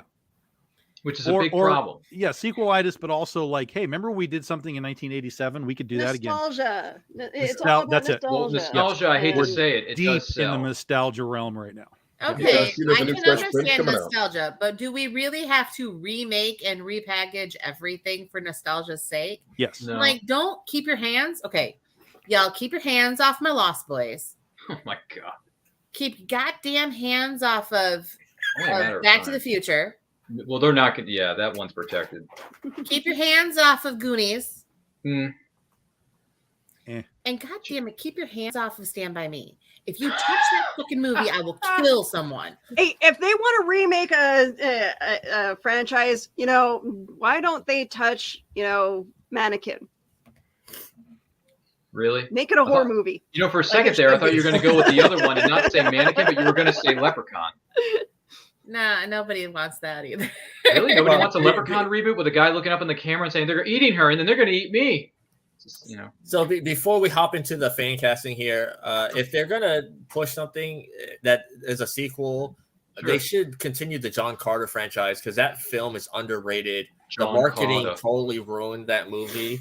Nobody really saw it. But then afterwards, it started gaining, like, people were like, why wasn't this movie making this much money?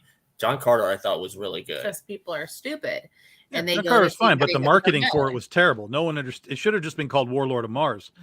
Calling it John Carter, it's like, what the hell does that mean? John Carter. Right. No one knows it. No one understands that. That's not a marketable title. But if it had come out as Warlord of Mars or something along those lines, you would have had more general interest in what was going on. So yeah, that's the way I look at it. Because it was a decent Exactly. movie. I don't think it was great, but it was certainly better than it got reviewed and people understood it as, or those people that didn't see it. It was better than Prince of Persia. Oh, for sure, of course, yeah, of course. So Yeah. let's just have a little fun here before we end the show. I'm going to do a fan casting with you, Tom. Any of your books. You can pick any of your titles, and let's fan cast it. That's really hard because I don't know. Too many of my references are going to be, probably too old for these things, and I have no clue like who these people are coming up now that are good actors. Like we talked about Anna Joy Taylor. Like I kind of am aware of her because she was in New Mutants, and that Soho movie, One Night in Soho, which was pretty good. So that's kind of tough because I know that there's like a crowd of people coming up that would probably work. But when I think, like, for example, I think like for Critter, I think like Emma Stone, right? But I'm thinking Emma Stone like 10 years ago, Emma Stone, like she wouldn't work now. Well, that's for the whole role. point of fan casting. It doesn't have. I mean, if you were the producer, and money wasn't a budget or whatever, Money wasn't Well, budget. it's Or it wasn't a but Emma problem. wouldn't be I wouldn't even, it's not a budget problem. It's just like we'd have a 90210 issue, right? We'd have like Luke Perry at 35 playing an 18-year-old kid. Like it just doesn't really work, like there was a time when Legend of Oz was really being talked about as being a TV show. and they were trying to ask me like who would we get to play Dorothy, and Catherine McPhee came up, which I thought would be brilliant because I love Catherine McPhee. And she had just come off a show. I think it was like Nashville or something. She had just come off the show. And so we were actually about to start to talk to her about like, do you want to be Dorothy? And then we could take that to the studio heads and be like, well, we have Catherine McPhee. She wants to be Dorothy Gale in The Legend of Oz. So I was like, that's freaking cool, man. I remember like when Aspen was trying to do their live action stuff back in the day, they were talking about Alexandra Daddario being Aspen Matthews. So it's fun. It's fun to kind of think about. But I'm not steeped in these new people that we would kind of need. Everything I know would be so old and irrelevant nowadays. It's kind of tricky to do. You know what I mean? So, let me ask Ryan. You're looking at a character like Critter behind him. If you were to cast Critter, who do you think would fit that character, just based on looking at the photo there? And, well, sorry, and you kind of guys. need to know the character too. It's not just that it's a superhero. Yeah. It's what she is. It's the personality, I because don't you know need if to find guys an can do actress it. that can bring the personality of it out, the fun of it out of it too. So that's the other side. There's a visual aspect certainly, but then there's also just the who can pull off the fun sort of happy-go-lucky cat girl superhero. Haven't Well- we figured out that the magic of makeup can make the person into whatever you want them to be? Mhm. So we really don't need the looks, really. You just need the personality to pull it off. I was gonna say, for your character, what is it, Critter? You said. Mm-hmm. Okay, when I'm looking at that image there of who the character is and whatnot. I mean, granted, listen. I would prefer to cast new up and coming actresses or actors to play certain roles because I'm sick and tired of seeing the same 5 people in the same 50 movies a year. Get off my lawn. Number 2, if I'm going to choose someone to play Critter at this moment in time, I don't know if she's going to be willing to do it or not. It depends on what she's done with her hair recently, because I know she likes the, what do you call those things? Buzz cuts or the crooked, whatever. I don't like it. Serinda Swan, who played Zatanna on the hit television series Smallville, she could pull that off. Oh, she's far too old to do that. Okay, well, see what I'm doing there? I know nothing. Yeah. Well, and again, if you go back to that moment in time, she probably could do it. But now you're talking about 10 years later since she's done it. Who she is now is not the same person as she was 10 years ago. See, I do the same thing. That's what I'm saying. I know all these actresses that I'm like, oh yeah, but no, she's like 10 years ago, the chick that was in Sky High, who now plays the Frost girl in the Flash. Yeah, Danielle Panabaker. Like, she was one I was like, oh, she could be a perfect Critter. But now I think she's probably just a little too old to pull off, the high school age, right? So, that kind of stuff. What about Dakota Fanning? Dakota's interesting. I like Dakota a lot. Yeah. Chloe, Hit Girl. She's Chloe Grace I have I was always actually thought thinking that she would be perfect to play Naomi from Ursa Minor. Like, that's perfect freaking casting. I Is agree. to make her Naomi and Ursa Minor. yeah, like, and she's 100%. like 23, 24, so she's like the perfect age. I mean, she's literally the age as well. But yeah, no, because she's done a lot of genre movies and stuff too. She was a werewolf in Dark Shadows and stuff. So it's like, yeah, no, she's 100% Ursa Minor to me. I even made like some fan movie things, like a movie poster with her on it and stuff. So yeah, no, I've been pushing that one for a long time.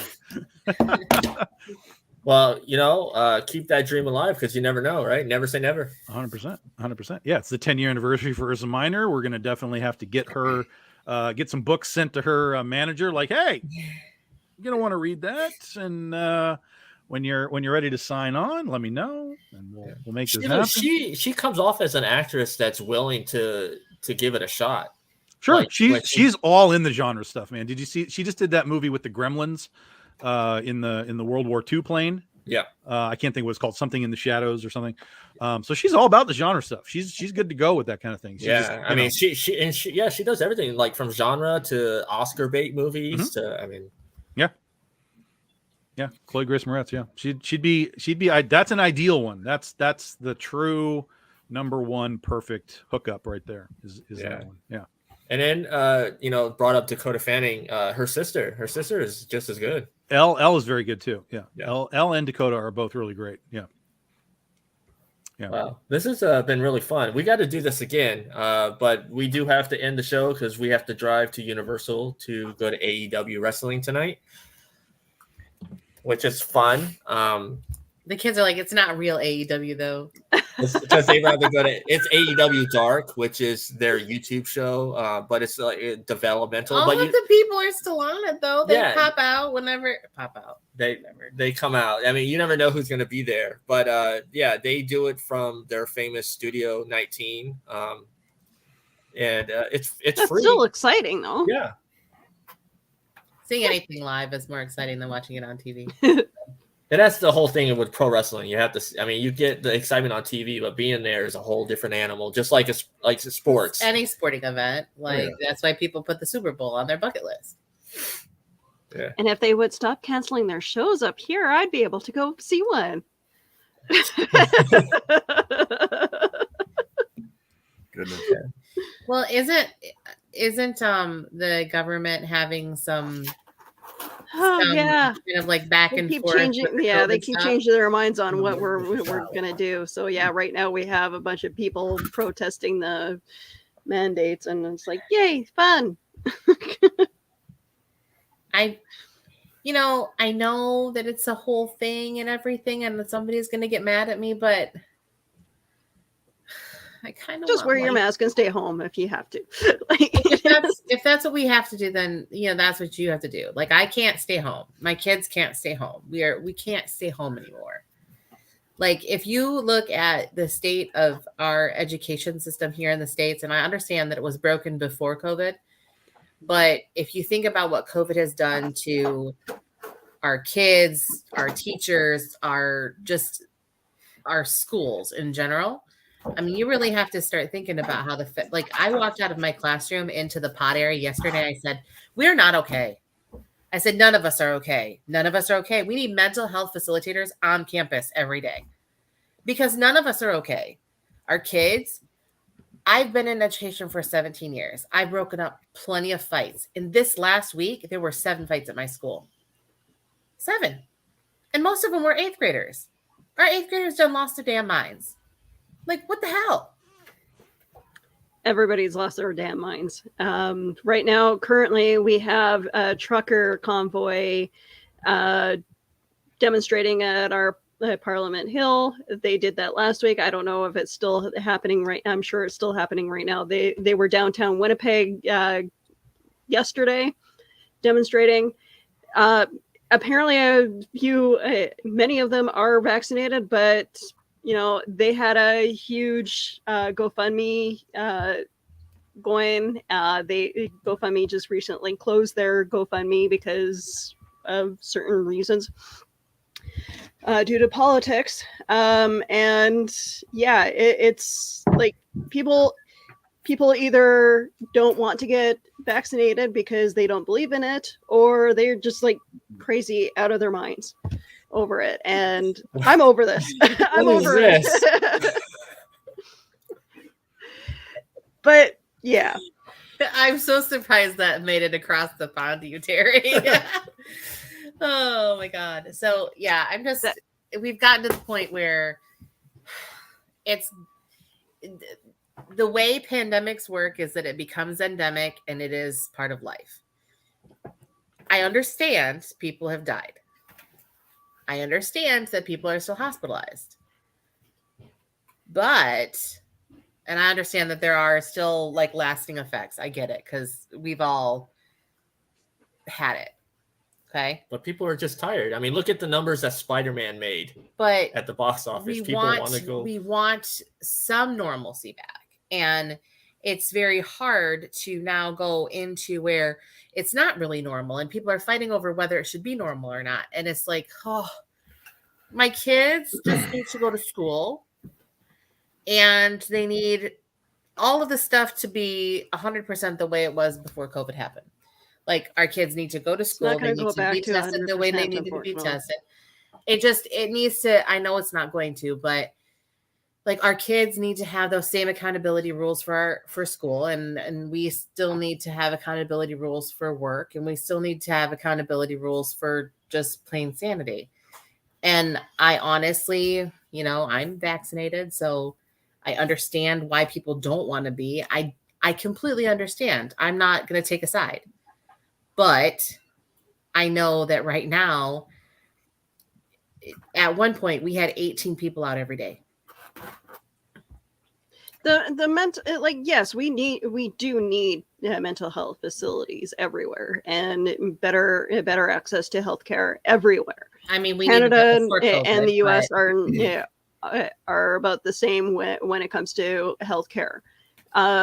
We pay more for taxes for our healthcare, but we have a thing called Manitoba Health that pays for certain medications, or it's supposed to help pay for certain medications. And every time it's like the list it gets shorter and shorter of what medications are being paid for. And we should have a better healthcare system where mental health, dental, and medications are paid for by our taxes. You know what, though? I think one of the big issues, and people forget about this, but mental illness is more common than folks realize. And then when you see with like celebrities, when they have a breakdown, like when Tyrese was on, he did some video on live and he started crying because he hadn't seen his daughter in like 2 years or something. People are making fun of him behind it. When Will Smith was crying because, he found out that Jada had been sleeping with one of her son's friends, he got tear-eyed and people were making fun of that. It's like they say you don't want men to cry, but it's like, if men don't cry and if you don't normalize that, then you don't be surprised when you do have people shooting up places and going crazy, because you can't. I think it was Michael Tessarian who used to say insanity is a response to an irrational world. It's a sane response to it. So. Well, and if you think about a lot of these things that could have been prevented, so mental illness is hereditary. A lot of it is hereditary. And so when you look at parents who clearly have issues and nobody steps in and helps things, they have children. And then those children have mental health issues that can't be taken care of. And then in the case of, say, Oxford, Michigan, where those parents simply were donors and made a child and then decided to give him a gun and said it was perfectly okay, just don't get caught. I mean, where do you go from there? I'm like, yes, society is messed up. Like, I get it. But at some point, we got to stop the insanity and say, we need to take care of people, like just in general. And I'm not trying to sit on a liberal soapbox, because I'm not liberal. But politics have a way of getting into it. Like, politics shouldn't be involved in our healthcare at all. But it's when we talk about politics shouldn't be included in education either, because what the hell do they know about educating children? I mean, it's just the whole point is that the experts in the area should be handling that. Yeah, funding should go into it, but politicians should have no say in what goes. How the teachers are funding their schools. I feel like our education director should be past educators, and I believe that people should actually be doctors that were good doctors, not just somebody who was elected because they could be bought. That's the problem in a lot of our situations. So. It's the same thing in the movie industry when they take, say, a book or a comic and they want to make it into a series or a film, and they have people that have no knowledge of the said world, and they were supposed to create something from it. Yeah, I do agree. I mean, I didn't mean to make it a political thing at the end of the show and be all like Debbie Downer, but it was like, it is a real issue when, I mean, I understand science. I'm not stupid. Although apparently some people think I am and blocked me anyways, but I understand science. I'm not stupid. I understand. But there's also a point at which we need to start accepting that these are the problems, and we've got to deal with them on whatever level we can possibly deal with them on. Self, local, state, city, whatever it is. We have to find the best possible ways to deal with it as a greater good situation instead of a political standpoint. Right. Hey, Willow, can you pull up Tom's Kickstarter and give everybody the link so they have? Absolutely. And Tom, is there anything that you want to say before we end the show? No, I think we kind of went over it all. Again, we got a week left. So if anyone wants to check out the toys or the comics, we got a week left. So a week from today, whenever this is being posted, whenever you're seeing it, February 12th, 11:45 p.m. Eastern time, it'll wrap up and it'll all be gone. The 10 years of Ursa Minor, I'm going to have to be on that bandwagon. Yeah. Yeah, that'll be starting. We're actually already working on it. The book's already over halfway done artistically. Colors are starting, and then the campaign will be launching late March for all things vampires, werewolves, werebears, all the fun stuff. Got to get my crap together. Posted the link in the chat for everybody to click on. Cool. Because it's a I love getting the link from online where it's like it's just the big just endless stream of letters. Yeah, where it looks like this. If the link is confusing, it's super easy. Just go to Kickstarter.com, type in the search critter, and it'll pop right up. You'll find us. So that'll work too. Yeah, and then if you have other Kickstarters that people want to look at, they can just type in your name on the Kickstarter, and it'll show all your past Kickstarters, so people can kind of get a feel of what you do. Yeah, correct. So yeah, somebody told me yesterday we've done 27 campaigns, which I was like, God damn, that's a lot of freaking campaigns. So we're 26-1 in our campaigns. So we get them done and we get you the books. So that'll be fun. That's a winning record right there. I'll take it. Yeah. I'll take it. Yeah, too bad that's Tom Brady-esque right like there. That. I mean, even Tom Brady lost twice. I've only lost once. So, Yeah, well, so you bring up Tom Brady. So out of his 22-year career, he's only lost 75 games. Yeah, and he lost. He went to 7. He went to 9 Super Bowls and lost 2. That's not too crappy. Pretty good odds. I mean, a lot of people hate him, but you know what? I think when you're good, you get people. I don't think that people hate him. They just hate the hype. They want their team to have a chance, right? And it's like, God damn, Tom Brady again. Sidney Crosby had the same problem playing hockey. He would anytime that he played in the World Championships or whatever it was. His team would always win and kick so much ass. People hated him. Yeah. Can I just give a huge congratulations though to the Cincinnati Bengals making it to the Super Bowl? Nobody thought it would happen. Because seriously, between the Browns, the Bengals, and the Lions, they've been the butt of jokes for years. And the Bengals proved that it can happen. So maybe one day your Chargers can go to the Super Bowl again. Maybe one day the Lions will stand a chance.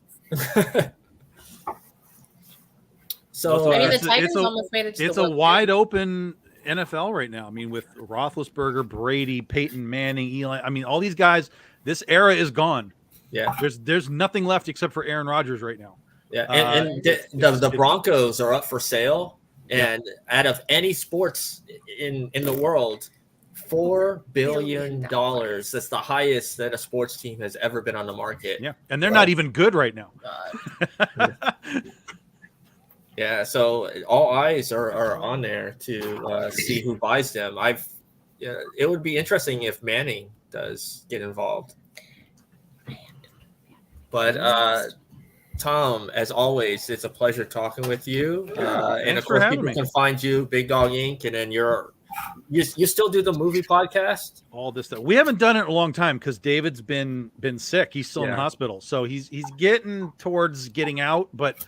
We haven't done one in months and months. So, as soon as he's ready to go, we'll be back to it. I talk to Jim all the time, and we talk to David, and it's like, whenever you're ready, dude, we'll get back to it. But what I do is every Sunday night now, well, almost every Sunday night. It's been weird with football and the holidays and stuff, but I do a Facebook Live show called Sunday Sketching, where I have Ryan Kincaid, Marissa Pope, April Reyna, Mike DeBalfo usually, but he's on a hiatus right now. And we do a show that spotlights Kickstarters. So we'll bring somebody on that's got a Kickstarter running, and then we'll have all of the artists draw characters from those books. And we try and get a little, extra heat on the Kickstarter campaign. And we do that on Sunday nights at 9 Eastern time. So tomorrow, actually, it's going to be Critter, because this is the last Sunday before Critter ends. So we're going to do a Critter Sunday sketching tomorrow, and then we'll figure out what the rest of the February will look like with other guests. So if anyone's running Kickstarters in February or coming up, or even in March, you can always get a hold of me, and we can see if we can Tetris you into the schedule with some of the other stuff we have going on. That's awesome. And then, of course, I work my butt off trying to get you at a convention down here in Florida. So hopefully, yeah, he came onto my live stream last night. I was live streaming for like an hour and a half. I was sitting at my computer reworking the web store, and it was just like an Ask Me Anything night. So we had a ton of people in there just coming in and goofing around and asking questions and having a good time. And then he was in there. So I told him, I'm like, yeah, man, just hit me a message and we'll see if we can figure this out. Awesome. Yeah. And our show and Nicole's Comics in the Classroom will be at Suncoast Comic-Con in April. She will be hosting her Comics in the Classroom panel, and we'll have a table there all weekend. So that's coming up for us, and we're going to try to do probably a live Reels and Heels from there, depending on how internet works. But that's what we got coming up. Willow, what do you have coming up? I know you have your hands in a lot of Kickstarters. I have Cryptid Crunch tomorrow. We're talking about aliens. Apparently, I just got the notice that we're gonna be interviewing a guy who has alien footage caught on camera. So I'm interested in that. I can't wait. Although I don't know, I tend to I'm not much into like the whole belief system of Bigfoot. So if we get down that road, I don't think he'll like me very much. But I love the alien lores. Aliens always seem to be of interest in a lot of video games and movies and stuff like that. So can't wait to pick his brain on that. And then of course I have the sideshow on Wednesdays now. And my cats are driving us nuts. So, but that's pretty much it. Yeah. So Leonard, what do you have coming up? Well, I know they just finished filming a couple more episodes of Canary Currency. So I think the rest of the second season is going to be coming out on Amazon Prime pretty soon. First season's still up there. And if you want to catch it for free, you can go on to Tubi.tv, and the entire first season's there. So I would check that out if I were you. If you like the crime stories, it's kind of a similar vein as like Power a little bit, just on a smaller scale, I'd say. And then I've got my Waste of Kokomo podcast. We've still got, actually, we'll probably be doing a recording of that tomorrow, and we'll live stream that on Facebook. So you can always check out Waste of Kokomo, the podcast. Or if you want to see previous episodes, you can go on to www.amos-cola.com. And if you go in the fiction section, you can see a lot of the stories that I've worked on with Dr. Omega, Scarlet Ace, Hugo Danner, and then the Six Emperors project that I worked on. We've got some supplemental stories featuring those characters. Awesome. Well, it was great having both of you on, and you're always welcome back. And once again, please follow Big Dog Inc. And head over to the Kickstarter because the Critter action figure is really cool. and I want to see them succeed in everything they do. And definitely check out Leonard's podcast and his TV series. So until next time, it's time to do what we always do.